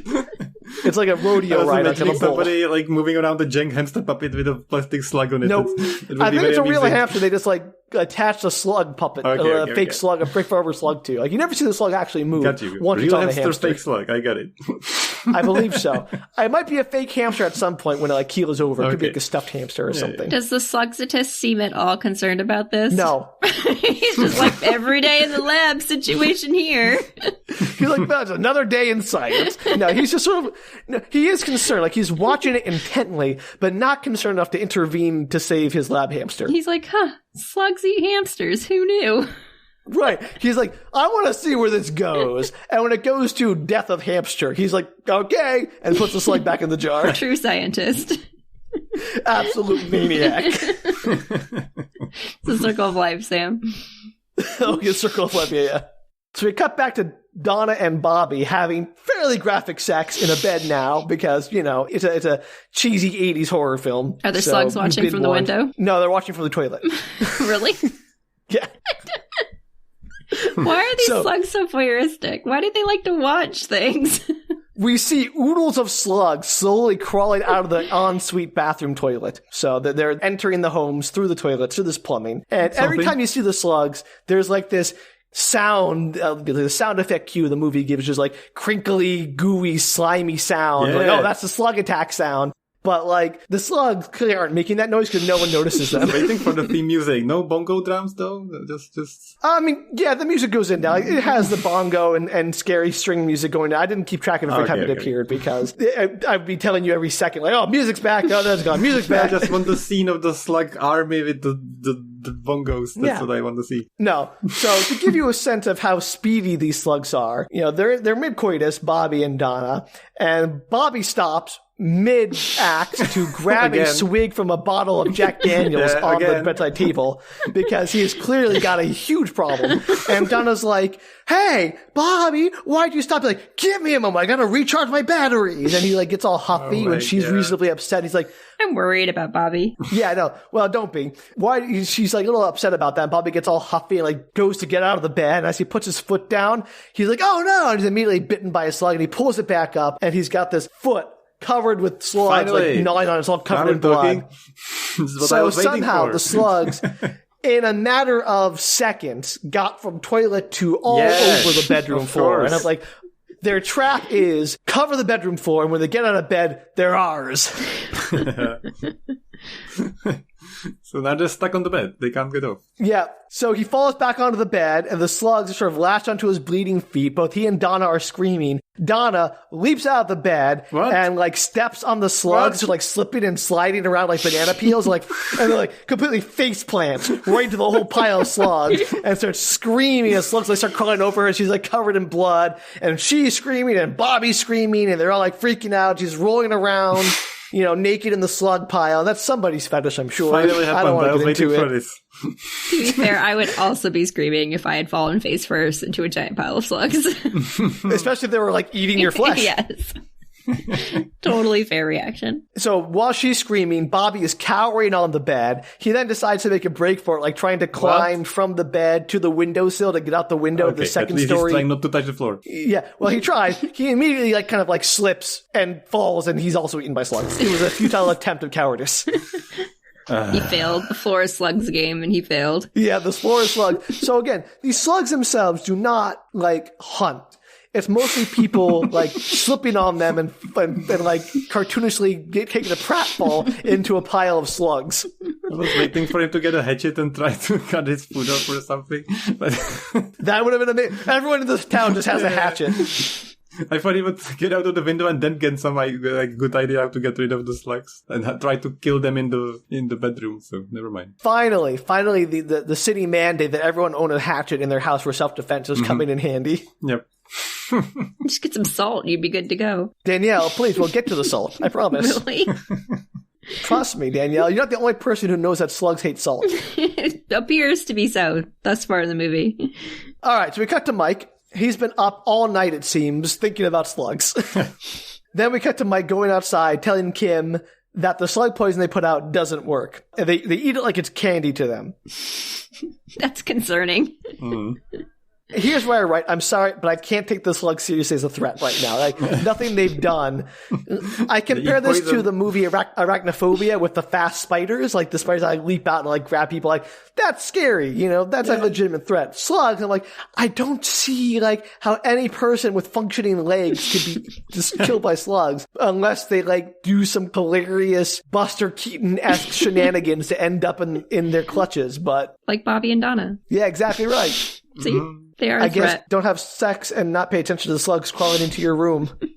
Anyway, Kim suggests salt, and Mike, possibly sarcastically, is all, that's a really good idea. And like, yes it is. I don't know why he doesn't take that idea seriously. It's like, duh, use salt. It's like, number one slug killing answer. Everyone knows. He also had the bottle of alcohol right in his hand, right there. He could have poured it on any of those slugs at any time. No, that's Bobby. That's just Mike. We're back to... Right. The other guy. Yeah, but I don't think Bobby was in any position to think about slug killing methods. He was either drunk or covered in slugs. Or horny, yes, I see. Drunk horny. Well, not horny enough to keep going, but more... I'm not going to get into it. His motivations are irrelevant and he's dead. Yes. Are they only attracted to people who are drinking? I thought that. No. So far. Because I know that, like, most horror movies of this era are, like, thinly veiled morality plays about, like, the dangers of sex and alcohol and all that kind of stuff. And this movie does have that, but doesn't do anything with it. Perfect. Anyway, we cut to Maureen's husband waking up not feeling well, which is unfortunate because he has a big business meeting with some investors who he wants her to get to invest in a shopping center project or something. What? Okay. Is it a shopping center for slugs? I said, again, I thought this was irrelevant. It somehow becomes a very important plot point, so I had to include it. This is way more important than it has any right to be. This movie's bonkers. So now we cut to Mike coming to the home where Donna and Bobby have been turned into Halloween decorations. So their skeletons now covered in fake blood, just like the previous death. So they're like painted red skeletons and like chunks of ground beef all over them. It's great. And again, I don't know why Mike is there. Like, how did he hear about this? Why is he at this murder scene? Why did the police just sort of let him in? And the sheriff has the exact same thought. As soon as Mike shows up, like, hey, Mike, what the heck are you doing here? Go away. Mike's like, listen, I have a theory. That's exactly what he says. Mike says, okay, hear me out. I have this crazy idea. It's mutant slugs. Which is hilarious. He has no reason to think this. He hasn't even heard from the scientist, right? Mm-hmm. Yep. About the hamster. Yep. So all he's got is a slug that happened to bite him because he poked it. And he's like, yep, they've eaten all the humans. Absolutely. The sheriff is understandably not impressed with this theory. So Mike is like, well, then how do you explain the slime on the floor and the dead bodies? The sheriff's like, oh, I will explain it. And I'm like, yeah, that shouldn't be too hard. There are many reasons there could be slime on the floor. I mean, who knows? I mean, slime could be a slightly harder clue, but I wouldn't immediately jump to murder slugs. Little baby slugs. They're so tiny. They're not like, they're pretty big. Like, they're a good, chunky slug, but they're not like big enough to be a threat. Yes. Crazy. Anyway, Mike returns to his office where he has a call with Dawn from sanitation. Remember Dawn? Yeah, we all remember Dawn. Absolutely. Yes. The one who took off his respirator. Yeah, exactly. That Dawn. Perfect. Mm-hmm. Dawn tells him he has very important things to show him, but not over the phone. He needs to come there in half an hour to his office. Dawn is dead. Yep. Mike is all like, Dawn, just tell me. We're not in the CIA. Just tell me. And Dawn's like, no, I have to tell you in person. And honestly, I'm with Mike on this. Like, Dawn, just freaking tell him. It's not a big deal. Classic. But despite his words that he can't tell him anymore, Dawn does say he's found a bunch of half-eaten animals in the sewers. So Mike's like, I'll be right there, and rushes out. Oh my god. So we cut to Dawn showing Mike a map of the sewers. And he's like, well, most of the animals corpses have been found here in the sewers. They're half-eaten dog or rat or all these different animals. And he finds they're all just in this area. And it's near this waste disposal plant. And how also the houses where they found the bodies were also near the same area. So Mike is all like, what are you talking about? He scoffs at the idea that something in the area is killing people. And I'm like, what do you mean? You just pitched the killer slug theory to the sheriff, and now you're just missing Dawn's notion that there's some kind of killer animal or killer thing in the area? And he's like, you're crazy, Dawn. Like, what is with Mike? Mike suddenly went from true believer pitching wild ideas to absolute skeptic. It's insane. Do you think that the slugs were like serial killers were working up to their human kills by killing animals? Yeah, so they're practicing. Exactly right. It wasn't for food or anything. It was clearly to kill the humans. I'm just saying. So Don has found something else. He's found that back in the 50s and 60s, the entire area was a toxic waste dump for every plastic and chemical plant in the area. So, yes, Filip, they're mutant slugs. Finally, but they're not aliens. No, not aliens. Unfortunately, not aliens. They are mutant slugs. Yep, super fast, super speed. So we cut back to Maureen's husband, and I'm just like, man, will this guy die already? We've cut back to him like 7 times. I've left that all out, but we just keep cutting back to him, like going, oh, my stomach. Like, we get it. Just stop teasing. Make it happen. I'm very concerned about this guy that his stomach has hurt this long and he hasn't gone to the doctors yet. Nope. He's gone to a fancy lunch with the investor clients, and he's trying to get them to sign the paperwork. He doesn't eat because he's not feeling well, but he insists on closing the deal anyway. He briefly excuses himself to go to the bathroom, where he does the whole, like, splash cold water on his face thing, and he looks up. Does he poop he out sees slugs? Blood. No, he sees blood coming out of his nose, just pouring out of his nose. And he's like, well, that's weird. And he wipes it away. Like, that's fine. And he goes back to the lunch. This guy deserves to die from whatever slug stomach-related illness he has. He's like, oh, lots of stomach problems, bleeding out of my nose. It's not a serious. I mean, like, even if it wasn't killer slugs, it could be appendicitis or like your stomach has ruptured. Who knows? Another thing I was really hoping for, because I completely forgot. I remember the book starts with the guy eating a slug and then he somehow dies or something, but I don't know what happens then. But I was really, really hoping that he would transform into a slug, like in the Fly movie. But the, like, lame idea would be that they burst out of him and there's a bunch of slugs, right? And then a little bit of a better idea would be that he transforms into a slug. But what would be even better is if the hive mind slug army was controlling him remotely or something like that. It would be even better. Okay. Yeah, but none of that happens, I assume. That's too bad. No, it's not that clever. But it is slightly more clever than you're thinking. Oh, nice. So we'll get to that. I'm excited. and I mean only in the most technical sense. But I'm still excited. Something I haven't thought of, so please give it to me. So he goes back to the table. They all say, hey, yeah, guess what? Good news. We're going to sign the deal. He's like, great, have a toast. And he has a toast, and he drinks from the glass. The glass starts filling up with blood that's pouring out of his mouth and his nose. And it's like, he starts screaming. He keels over backwards. And it keels over backwards. He starts clawing at his face, screaming as blood. And then all these worms erupt out of his flesh. What flesh, the not heck? throat, but flesh. Not slugs, worms. And not from his mouth, but all over his body. Yeah, I think so. It's very hard to tell. Okay. It's like I can't tell if it's him tearing his own flesh. Either way, he's dead. He's gone. Slug expert fact, this makes complete sense because they can't deal with alcohol. So as soon as he got alcohol into his system, they had to get out of the body. So it makes complete sense. Yeah, but these aren't slugs. They're worms. They're baby Are worms slugs. the same as slugs? Are they parasites from the slugs? Oh, we'll get to that, Danielle. It's a different life cycle of a mutant slug. He comes from a worm into a slug. And yep. You're giving this movie way too much credit. You're overcomplicating it, Filip. I'm sorry. Your ideas are good ideas. No, those don't belong here.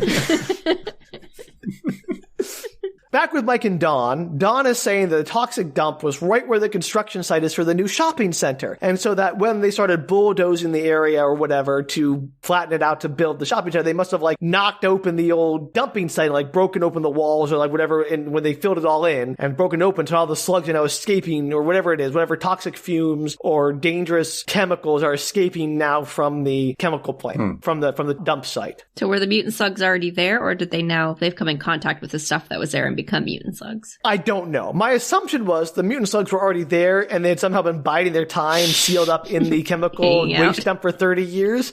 But it could very well be that they broke it open and the slugs mutated in a matter of hours. Okay, sure. I have no idea. This movie does not care to elaborate. So Mike and Don are interrupted by a call for Mike. Apparently the sheriff wants him to get down to the restaurant right away. There's slugs in the hamburgers. Nope, there's worms. They put it down there.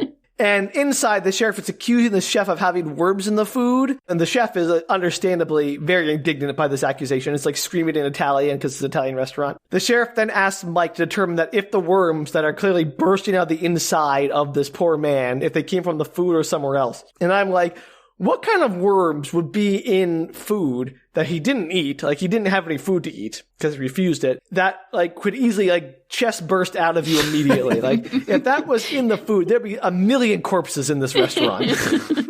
Like, it's insane. It'd also be like a well-known thing. Everybody in the entire country would have heard about that at some point. Yeah, exactly right. So the sheriff hands Mike a jar with one of the worms in it. And Mike's like, great, I'll go investigate where this comes from. Then he leaves the restaurant because that's how he does his job. He's out. So outside, Dawn is like, did you see those corpse? That guy's corpse? It's gross. They like ate his eyeballs. His eyeballs are gone and everything. And he's like, what happened? And you think like it was that worm or something from the plant? And Mike is like, I don't know. Maybe it was food poisoning. And I'm like, Mike, why are you so skeptical? You just told the sheriff you thought it was mutant slugs. You're like, no, babe, it's not slugs. It's food poisoning, probably. You have a literal guy who has worms crawling out of his face. You're like, no, that's probably not related to my slug theory. It's probably just food poisoning. What? I don't get you, Mike. I don't get you. You have like all this evidence. Like, Dawn is telling you, toxic waste stuff. Dawn is giving you all the pieces. You're like, nope, that's not true. They're writing the movie and they were like, we need a skeptical character. Who's the character who's the skeptical scientist? Oh, wait, it's the same guy who did theory. Never mind. Yeah, exactly. That's exactly. He's like, so he like jumped to mutant slugs with no evidence. But then all the evidence he's given, he's like, this evidence can't be for the mutant slug theory I have. It has to be something else. So like, he's got this weird cognitive dissonance in his brain where he's like, mutant slugs is one theory, but none of this evidence points to mutant slugs. It's all like clearly not related. Yep. I am baffled by Mike in this movie. So Dawn insists it's got to be something more than just food poisoning, but Mike says they should take the worms to John, the scientist, because apparently he does worms and slugs. So they do. And John identifies them as blood flukes, a parasite found in slugs, which is real. We talked about this. Yes, of course. Basically, I'm guessing what happened was Maureen's husband ate the slug, and then the blood flukes got into his body, and that's what killed him. But are they mutant blood flukes, though? They must be, because they're giant. They look like earthworms. Then absolutely. And flukes are like microscopic. They live in bloodstream. And maybe so those are the things actually controlling the slugs, and those are faster and stronger, and those are all behind it. Yeah, but the slugs never move in the movie. They still don't move very quickly. I mean, they use them to plant the flukes, and then... The flukes are behind the whole thing. They're using the slugs as like a decoy. Yes. Philip, I really appreciate how hard you're working to make a working theory out of this movie. I mean, it's like that. It's really those admirable. Things that take over ants or whatever that like control their bodies. Yeah, like there's a fungus that makes them like crawl up to the top of stuff. Looking for the mind dog. There has to be a plot twist somewhere in there. Something has to... I'm on his side. I think that's what's happening. All right. Well, the flukes are no longer important. I hate to break it to you. This is the last they're mentioned in the movie. Again, I don't know why the movie like had to make this worm fake out just to like have the scientists say, "Oh yes, they're blood flukes." I'm like, I didn't do a British accent. I'm sorry. For whatever reason, they're worms, and now the worms are gone. They're no longer relevant. That's what they want you to think. I think the whole purpose of the blood flukes is like as a red herring so that Mike is like, "Oh, it's worms, not slugs." My slug theory is wrong. But, oh wait, no, they're slug worms, so they're back to being right again. That's like the only reason is to try to justify his skepticism. So John is horrified. He explains to them that the slugs are carnivorous. Their slime, in large enough doses, can kill you, which I feel is true just about any slug slime. Like if you ate a bucket of slug slime, I think you would die. I don't care if it's a mutant slug or not. I don't think that is particularly useful information. He then says that the parasites, the blood flukes, can be transmitted to humans and that they're lethal to human beings. So that's what's killing the people probably, is the parasites, not the slugs. The slugs are actually not that dangerous, maybe. I don't know. Are they actually that dangerous to human beings? This is interesting. I just read an article today about I think it's called the rat lung worm. Part of its life cycle is going through slugs, which are eaten by rats, which go into the brain and the lungs of the rats. But if they get into people who eat the slugs or have them in salads or whatever, it can be potentially lethal to people as well. Something new to worry about. Yeah, but just checked with the experts. Slime is not dangerous at all. It's only the thing that it carries. Like again, the dose makes the poison. Like anything is dangerous in large enough quantities. If you drink too much water, you die. So I'm like, I think the statement of if you eat enough slug slime, it'll kill you is like, no, it should be like, oh, if you touch the slime, it kills you. Like if it was actually dangerous, but it's not that the slime is like actually dangerous. Like, no, just don't go eating buckets of slugs and you're fine. They're not dangerous. The slugs are not dangerous. They keep on like not making the slugs. Like they could have made them venomous slugs or poisonous slugs, where like they're poison dart frogs, but slug form. But no. I'm just so mad at all the missed opportunities this movie had to make the slug actually a real threat. Yeah, I was, yes, exactly. Oh my god. At no point are these slugs to me at all a threat to this town. Like, this should be easily overcome. The reason I was interested in this whole story was how to make them menacing, and so far, epic fail, unfortunately. Absolute fail. Maybe the book does. You don't know. Although, I have to admit, I love that, like, the movie takes the slug threat very seriously. Like, everyone is terrified. They are absolutely dangerous. But at no point is it shown that they are dangerous. So it's just like, it's such a weird experience watching this movie where everyone is like really freaked out with these slugs. I'm sitting there going, why? Why are you scared? It's insane. Anyway, John goes on to explain the slugs are also hermaphrodites, so they can fertilize their own eggs. So true. Fun fact. Yeah, also true. I know. Dun, dun, dun, dun, dun, dun. So basically, they must kill every single slug, or else they're screwed. Like, if one slug survives, they can repopulate the slug menace. That's something that makes sense. So he also says that they like to lay their eggs anywhere that is dark and moist. So Mike then has this epiphany that, hey, a sewer would be a perfect breeding ground for slugs. Yes. Which, surprise. Sure, I guess. But also, like, literally any damp grass. Like, literally a forest is nearby. You could just, there's a forest. Like, that's all perfectly good breeding ground for, like, slugs. Like, slugs breed everywhere. They don't need, like, a sewers. I don't know, it's crazy. It's a crazy conclusion. That's why there's so many. But that's also why they're coming out of the sewer system, Sam. That's exactly right. I'm just saying, like, his assumption that, oh yes, they're breeding in the sewer and only the sewer. But also, we saw the eggs on the greenhouse leaf, so clearly they're not just breeding in the sewers. Question, are there still regular slugs? They're like normal slugs and killer slugs? No. I mean, I assume there are regular slugs still around. That would also have been such a fun scene if they had like a menacing army of normal slugs and they were like, oh, they're just fine. They're not the mutant slug, they're fine. Yeah, he finds like a banana slug. Somebody should have called, okay, so they should have called the police and they were like, yeah, but they somehow checked with the scientists that that's not like dangerous and they were like, yeah, it's fine. It's a normal slug. Move along. He poked it and it just like looked at him like, what you doing, buddy?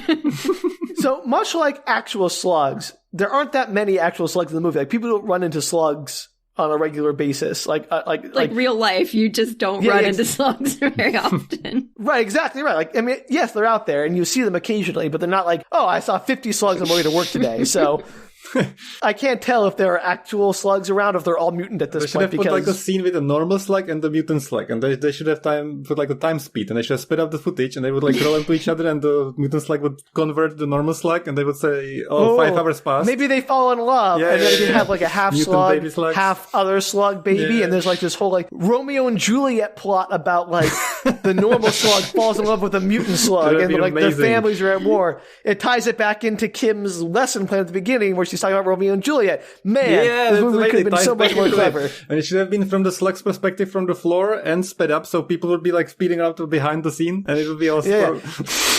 You can name this movie 10 Things I Hate About Slugs.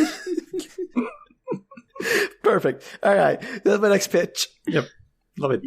All right. So we cut to a barn. It's full of slugs and also lettuce, but mostly slugs.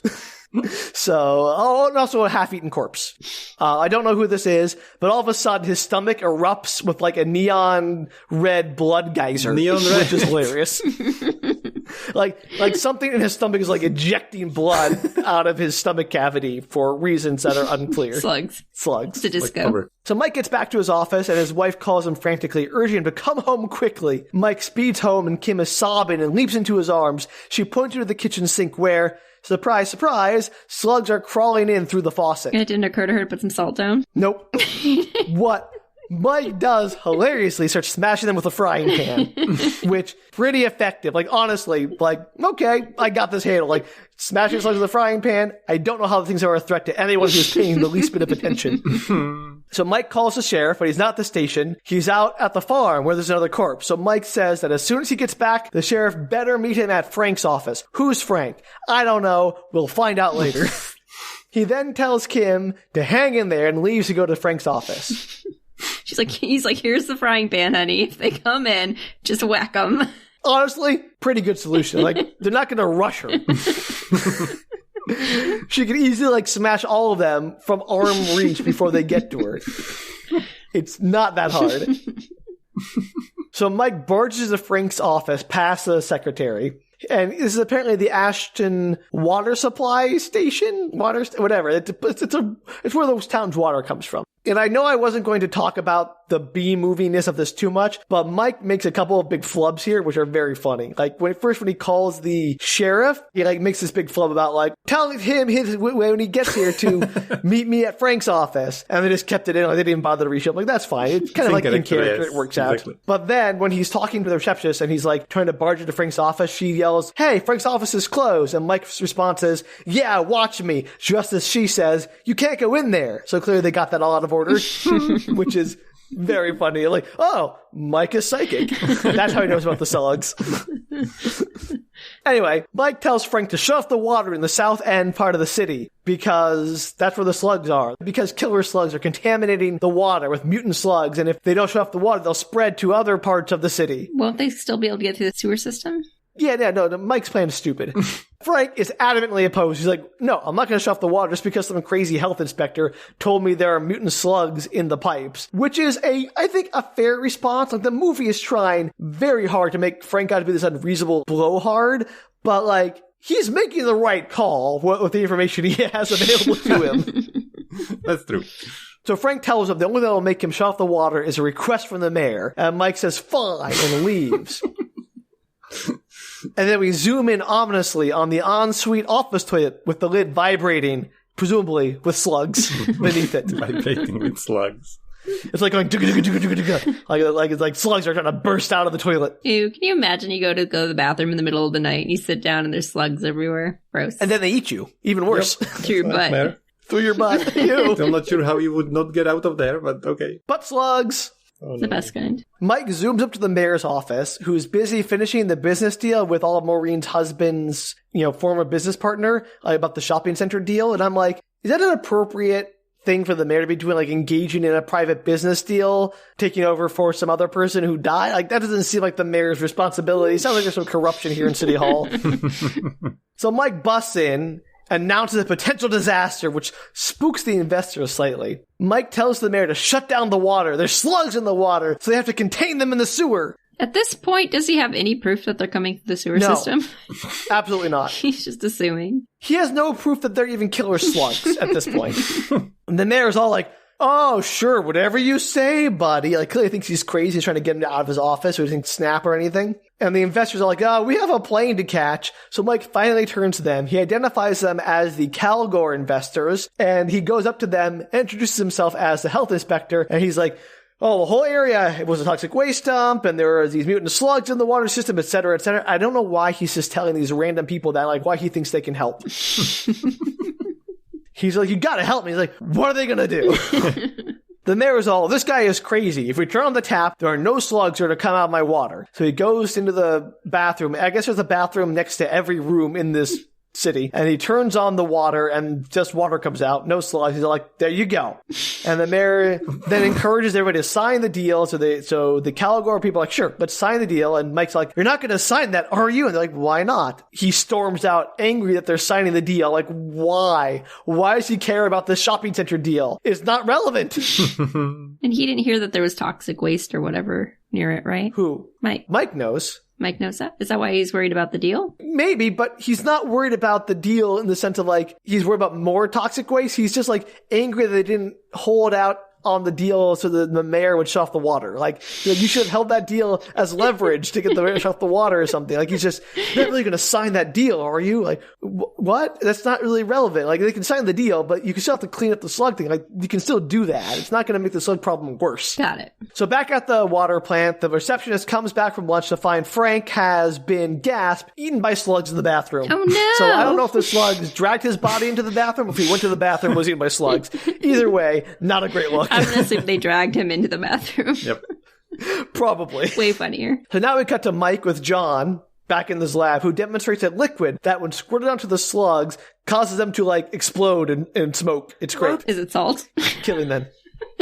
Infuriatingly, he calls it a lithium-based arsenic. Which, unfortunately, you know what it means. Which means nothing. It's just like, they're both just elements. You can't have a lithium-based arsenic. It's like saying, like, it's a hydrogen-based helium. Like, it doesn't mean that. It's nonsense. It's a carbon-based oxygen.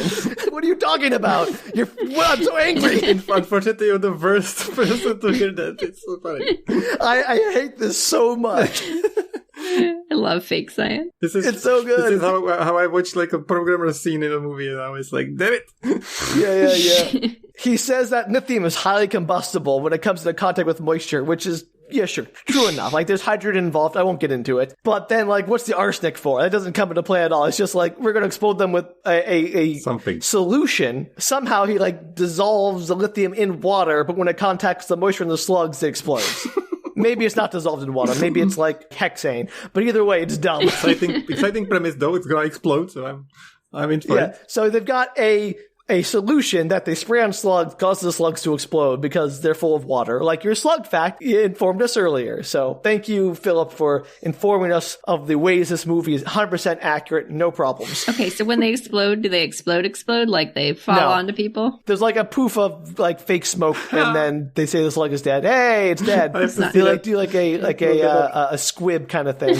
Like miniature squibs, like poof. Nothing happens. Yeah, exactly right. It's great. I hope somebody is covered with them and it like poofs off of him. Or something like that.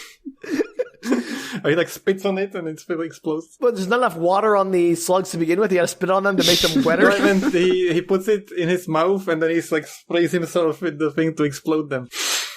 Oh, like the okay, liquid sure.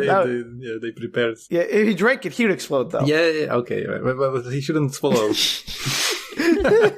No, you shouldn't drink the water exploding drink in your mouth when there's lots of water. Oh, never mind. That doesn't make sense. Never mind. I failed.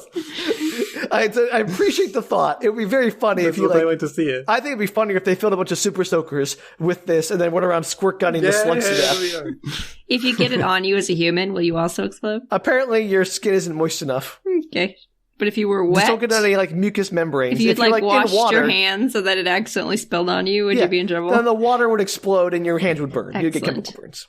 Anyway, Mike asks John if he can make enough of that solution to kill thousands of slug, and John's like, yeah, sure, no problem. My tiny lab has enough supplies to make gallons and gallons of this chemical in the next 3 hours. But John says that the problem isn't in making enough material, crazily. The problem is getting all the slugs into one place so they can kill them all at once. I mean, that's fair. Yeah, like, because to my mind, they're slugs. They're now out in nature doing slug things. They're free. They're not like, they may be breeding in the sewers, but they're not like trapped in the sewers. There's lots of exits from the sewers. Yeah, they're super screwed. They're all over the planet now. But Mike is convinced the main nest is in the sewers near the house of the first guy who died because, he was the first one to die, so they must be near there. Sure. And while there's a risk of blowing up the town, they should just go for it anyway. It's fine. What's the worst that can happen? John, the scientist, is on board. He's like, yes, let's do this. So if they kill all the slugs that are in the nest, that doesn't kill all the ones that are not in the nest. We forgot that part. Okay, already. That's not considered, I'm sure. I have thoughts on this later. It gets somehow more infuriating because they acknowledge that, but they don't actually solve it. Yep. So Mike drives to Don's house just as his sons head off to that Halloween party. Remember, there's a Halloween party happening today. Oh, I thought time had passed. We were like Thanksgiving or something. It's like still the same time. This is literally the next day. This has been 2 days in this movie has taken place over the course of 2 days. Apparently, there have been a spate of killings and a guy erupting with worms at a restaurant, and the sheriff's like, it's nothing, probably food poisoning.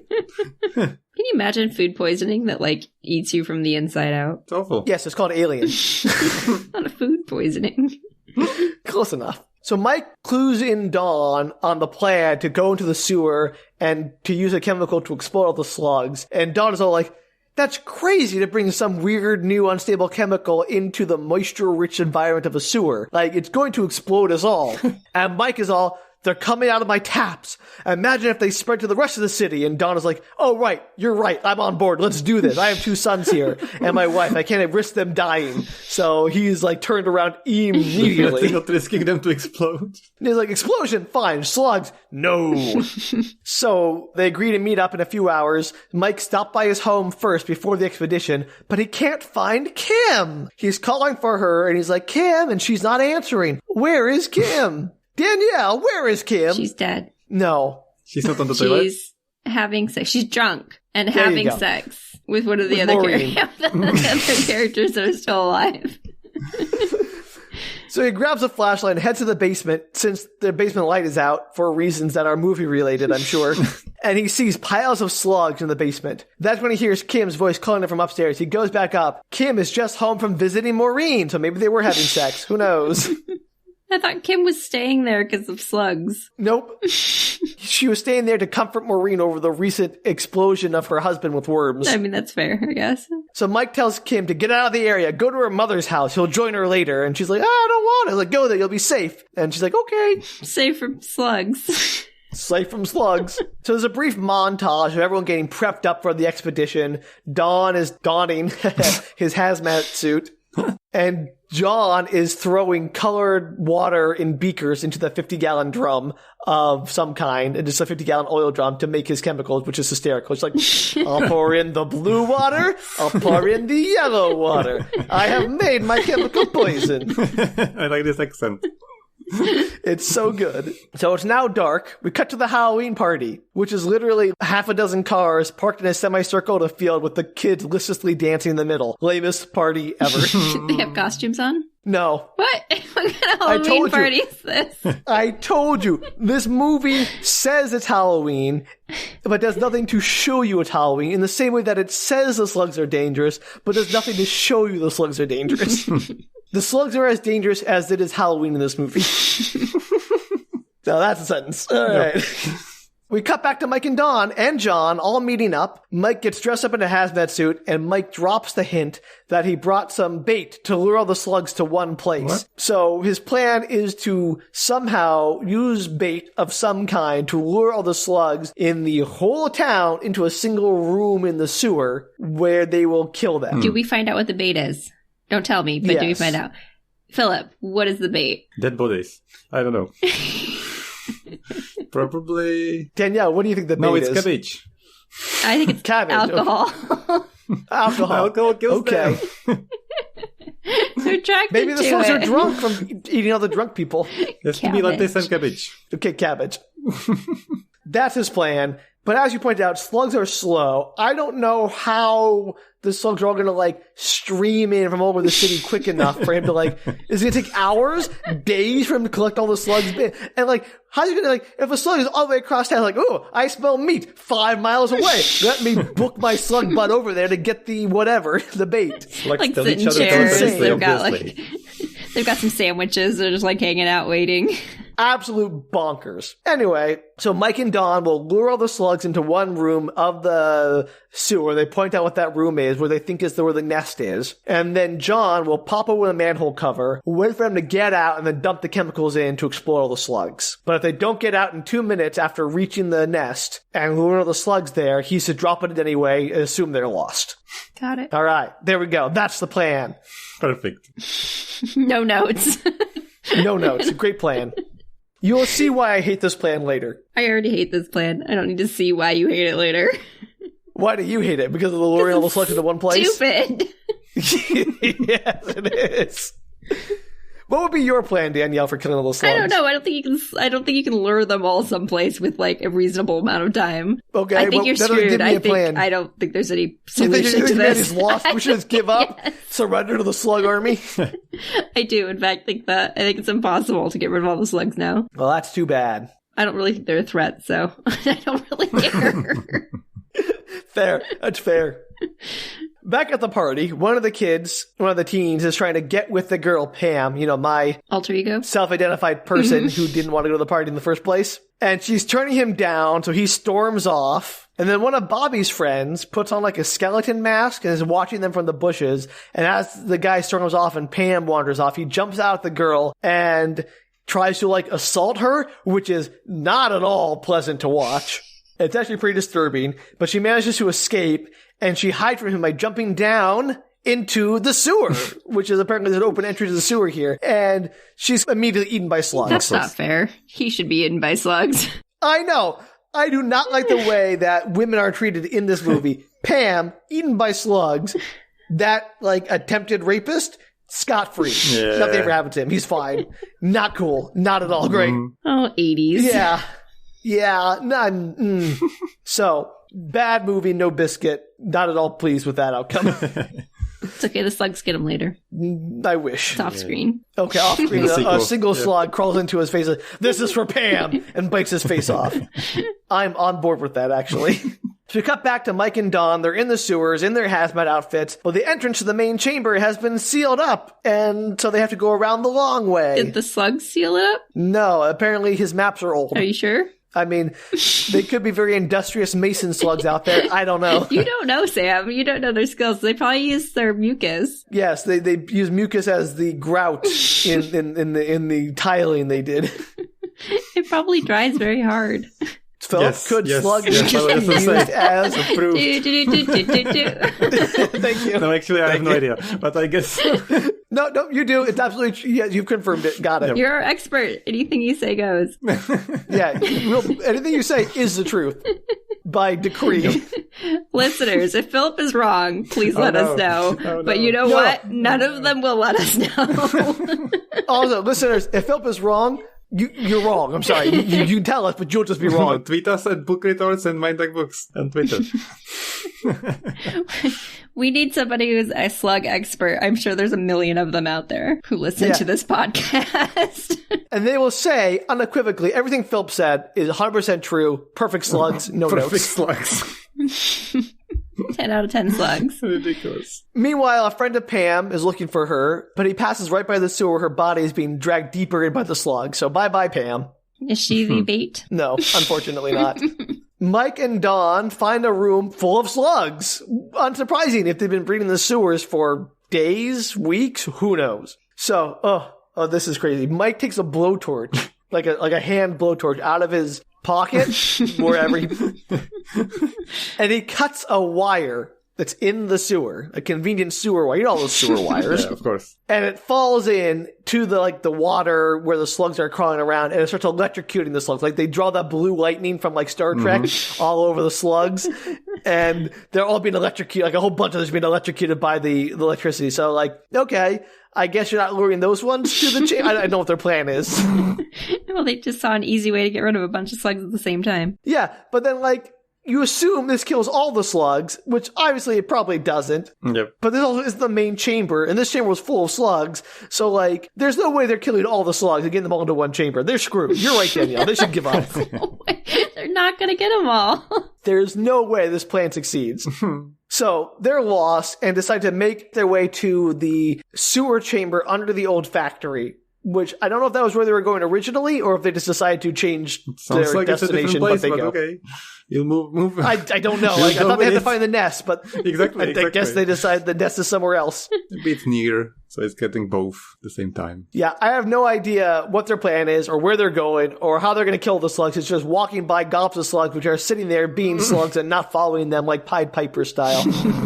Anyway, they slog their way through the slugs while John is trying to open a manhole cover to prepare to drop the chemicals in. Only he's using a pickaxe to try to open the manhole cover. And like he puts it in the little hole and he can't do it because he's too weak because he's a scientist and not a big, strong man. A manatist. Not a manatist, right. Or a manatee. Also strong. So Mike radios up that they found the main breeding ground under the factory. How convenient. How do they know it's the main breeding ground? I don't know. What it looks like is like a giant whirlpool, like a giant pool of water, kind of like the one from Warriors of Virtue, Danielle, if you remember that. I was just thinking of that, actually. Except it's not a whirlpool, it's just like a stagnant water. It's like, oh, this giant well of water. That's it? That's where all the slugs are breeding. So, or something? Nope. No this is where the aqua slugs come from. Oh my God. This is where they trained their slug Navy SEAL slugs. I wanted a slug queen, like Slugborgs. Nope. They just have a pit of water. Like, well, that's the main nest. Got it. That's so dumb. I was expecting them to have a swirling nest of sludge or something. Nope. Somebody would fall into it, of course. It's way cheaper than that. It's much less expensive to film an empty thing of water and say it's full of slugs beneath the surface. Why are they even showing that? It would be even better if somebody like looked and they didn't show it and then they ran away or something. Like, why do they just show water? No, because unfortunately, the ladder out of the sewer is across the pit of water. Oh no! How would they ever get across to get out of the sewer? I mean, they could do it pretty easily because they're slugs and they're not very fast. They're like, we'll never make it across without the slugs getting us. Well, they can't get in the water because they'll be pulled under, like, what's his face? Yeah. Wayne at the beginning of the movie from the boat. They don't know that. They didn't see that happen. Yeah, no one knows about Wayne. That's a good point. You assume they do because we know. This movie operates like everybody has all of the information of all the characters. And yet none of the information, too, because they're all idiots. No, they insist they can't get across, so Don's like, oh, but okay, there's a way we can get out this way. There's like a metal hatch in the wall. He starts trying to pry it open with a crowbar. And Mike's like, okay, John, we found a new way out. Dump in the chemicals. And I don't know why they couldn't have just dumped them in from the top, because they didn't do anything to lure the slugs here. They just wandered around the sewer for a while, said they found the nest, which was the place they already told John to go to, and then said, John, dump the chemicals in. We're out of here. Like, they could have just done that from the surface, and it would have been fine. Yeah. So are they luring the slugs or not? No. Like, they took a bag of meat. That was the bait. And he threw it into the pool of slugs to, like, distract them for a while so they could try to get across and get out. But it didn't work, and they weren't distracted enough. And he's like, well, I guess we're going out the other way. And no slugs were lured into the chamber as far as I can tell. So as far as you know, there are a bazillion slugs outside of the chamber still? Yes. Perfect. Okay. And their entire plan was pointless. They could have just dumped the chemicals in from the surface and been as effective. Excellent. Got it. Perfect plan. Love it. Anyway, John still can't open the manhole cover. He's struggling with that pickaxe, man, when the sheriff suddenly shows up and finds him. Cut back to Dawn, who pries the hatch open and is immediately shoved by a torrent of water into the nest. Oh, no! So he starts, like, treading water and screaming. He's like, Mike!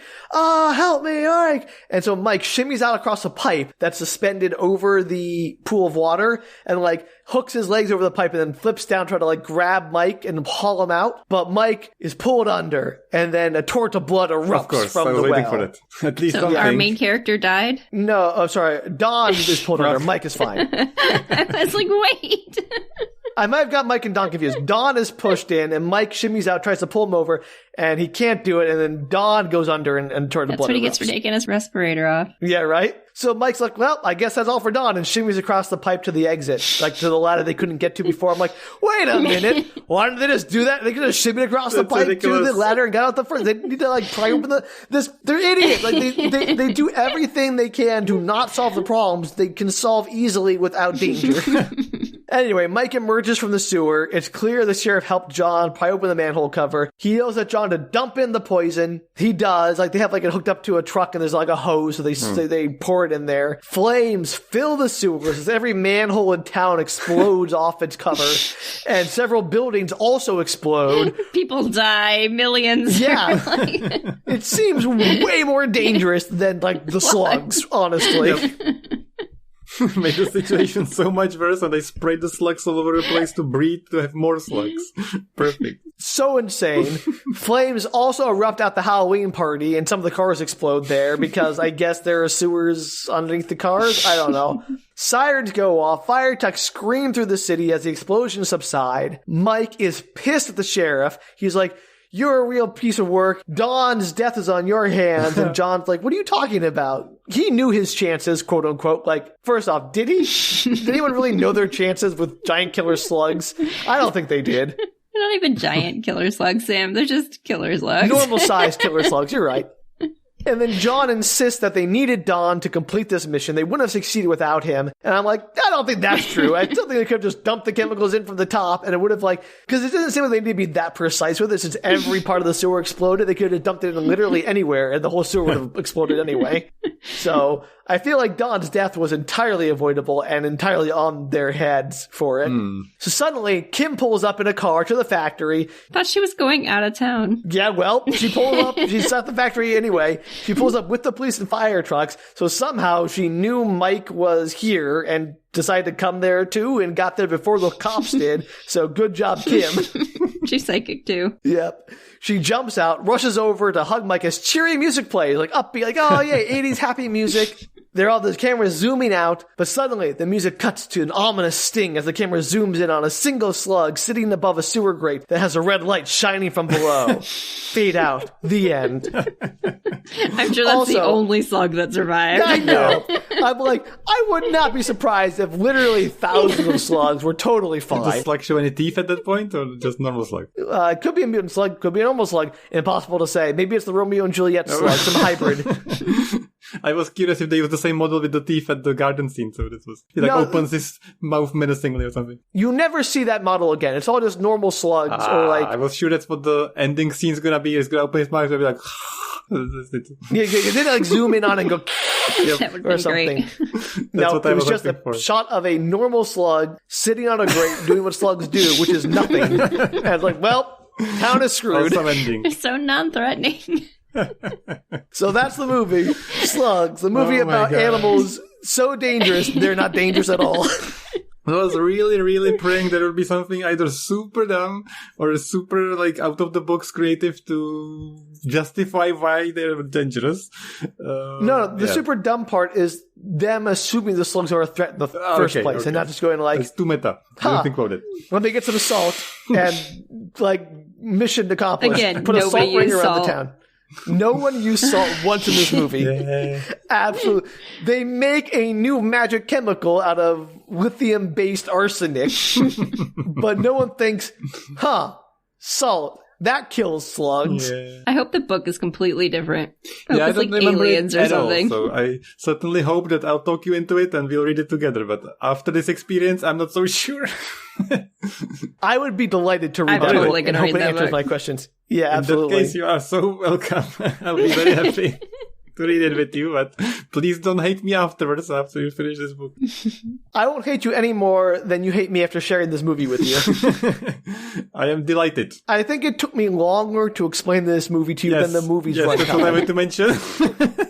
Very long Which one. I don't know if I'm angry about that because I wasted so much time on this movie or if I'm like impressed with how dense this movie is with nonsense. So would you recommend this movie? I don't know you do this on your podcast, but do you think people should watch it? Yeah, absolutely. I would recommend this movie. This would be a great group watch for like a bunch. If you and your friends enjoy doing like the bad movie watches, you know, The Room or Plan 9 or all that kind of stuff, Theodore Rex, whatever. This is up there with a fun monster movie thing. And I also saw that there is a director's commentary. Oh, no. There are several director's commentaries. There's like two sets of commentary. There's like a critic commentary track, a director commentary track for this movie, which what do they have to say about this movie? Why? I kind of want to watch it. Like, I can't wait to hear them try to justify I'm just gonna watch it this. straight up directly with the commentary, not just the movie. Just I'm more interested in that. I want to know, like, if the director isn't just saying, I was drunk the whole time, I had no idea how this happened, that I don't know what the answer is. Because it's like, yes, this made sense to us. Lithium-based arsenic in the sewers. Since he's Spanish, Perfect he's plan. going to have a lovely accent, I'm sure. It's going to be very entertaining. Oh, I'm excited. So anyway, that's something to look forward to I would also. also mention there's a movie called Slither that always comes up with discussion of the Slugs movie with Nathan Fillion. It's supposed to be really good, but I haven't seen it. It's like an actually Slither, good horror movie, so people recommend that one. Okay. Have you seen that? It's like Tremors is a fun, like, creature horror Something like movie, that, too. yeah. Like, there are a lot of creature horror movies. This one is unique in how little I believe in the threat of the creatures. The whole movie, you know, like every creature movie, you have to sort of buy in that, okay, these puppets that they're using to murder people are very scary. But at no point do I feel like, if I was in that town, I would not feel the least bit afraid. Like, if I was in Tremors, I'd be afraid. If I was in the Arachnophobia movie, I knew there were spiders. I mean, yeah, I would be afraid of that. Like, I would probably be killed by that. Yep. You know, I would not survive. I don't have the skills, maybe, to survive in the Arachnophobia universe. The Slug universe, I feel like I got a fair chance, at least. It's a good cop-out answer to all these questions, like which horror movie universe you'd like to be in. So that's the one. You're gonna be a hero very easily. Just use the salt. You're done. Yeah, I'm good. I have salt in my kitchen. I'm fine. I'm also, like, up a few levels. I know slugs can crawl and climb walls, but, like, I feel like it wouldn't be that hard. I could just close the window or whatever. It's fine. Anyway, that was Slugs. Thank you, Filip, for sharing Slugs with me. I'm so glad you introduced me to this movie. I'm so glad you're not angry. And I'm so glad it takes a lot more than this to make told me about angry. it and I didn't have to watch it, because this is exactly why I love podcasts. You watch it for me and it's more entertaining when you talk about it, so that's amazing. See, it's easier when you just show up and talk. Right? Yeah, it's great to be a guest. At the same time, there's gonna be a Mind Duck Books episode, and it's about the book. So hopefully, right now you can go and check out the book and compare it. So we'll do our best to have you be able to listen to it after your Halloween party. Yeah. So we'll figure that out. There'll be a later episode where we'll do a follow-up on Mind Duck Books podcast, where we will read Slugs and discuss if all our questions have been answered. So I hope you Expect enjoy. great So things. check that All out. the listeners, I hope you have a great Halloween and you have a wonderful slug costume. If you out there have a solution for murdering all the slugs that we did not discuss, that isn't salt-based, you can tell us your slug murdering ideas at bookretorts.com. You can also tweet, Instagram, or Facebook us at Book Retorts. And if you want to fund our own scientists to find the cure for killer Or slugs, Slugotist. you can fund our research program at patreon.com/bookretorts. Yay, slugs. Wonderful. Do you have any closing slug facts? Yeah, give us a slug fact. Oh no, I have run out of them specifically. There are no more facts about slugs. Make it up. We don't care. I'm trying to... What do slugs like to do in their spare time, Filip? Oh yeah, I have what one I do haven't they mentioned. do? Okay, I found a good one. So, Okay, great. So this might have also been used in the movie in a creative way. It might have been really horrifying and disgusting. Unfortunately, nobody cared. And it is that a slug can stretch its body to 20 times the length of its normal body length. So they could have stretched themselves into sticks and impaled people or something. That could have happened. So they can squeeze through the smallest openings, is the fun fact. The smallest openings. Creepy. Yes. This has been our most educational episode yet. By far. I'm so pleased. By far. This is amazing. Thank you, Thank you Filip, so for much sharing for it with having us. In fact, actually, screw our research program. Oh, no. If you want to fund us to get a grant for Filip to go into slug research, let's do that, because I feel like he could be amazing at it. Thank you so much for having me. I had a great time. Thank you for coming. Thank you so much, Filip. So everyone out there, until next time, always look before you sit down on the toilet in case there's slugs in there. That's just good common sense always anyway. Yep. Absolutely. Who knows? Well, until next time, bye. Take care, everybody.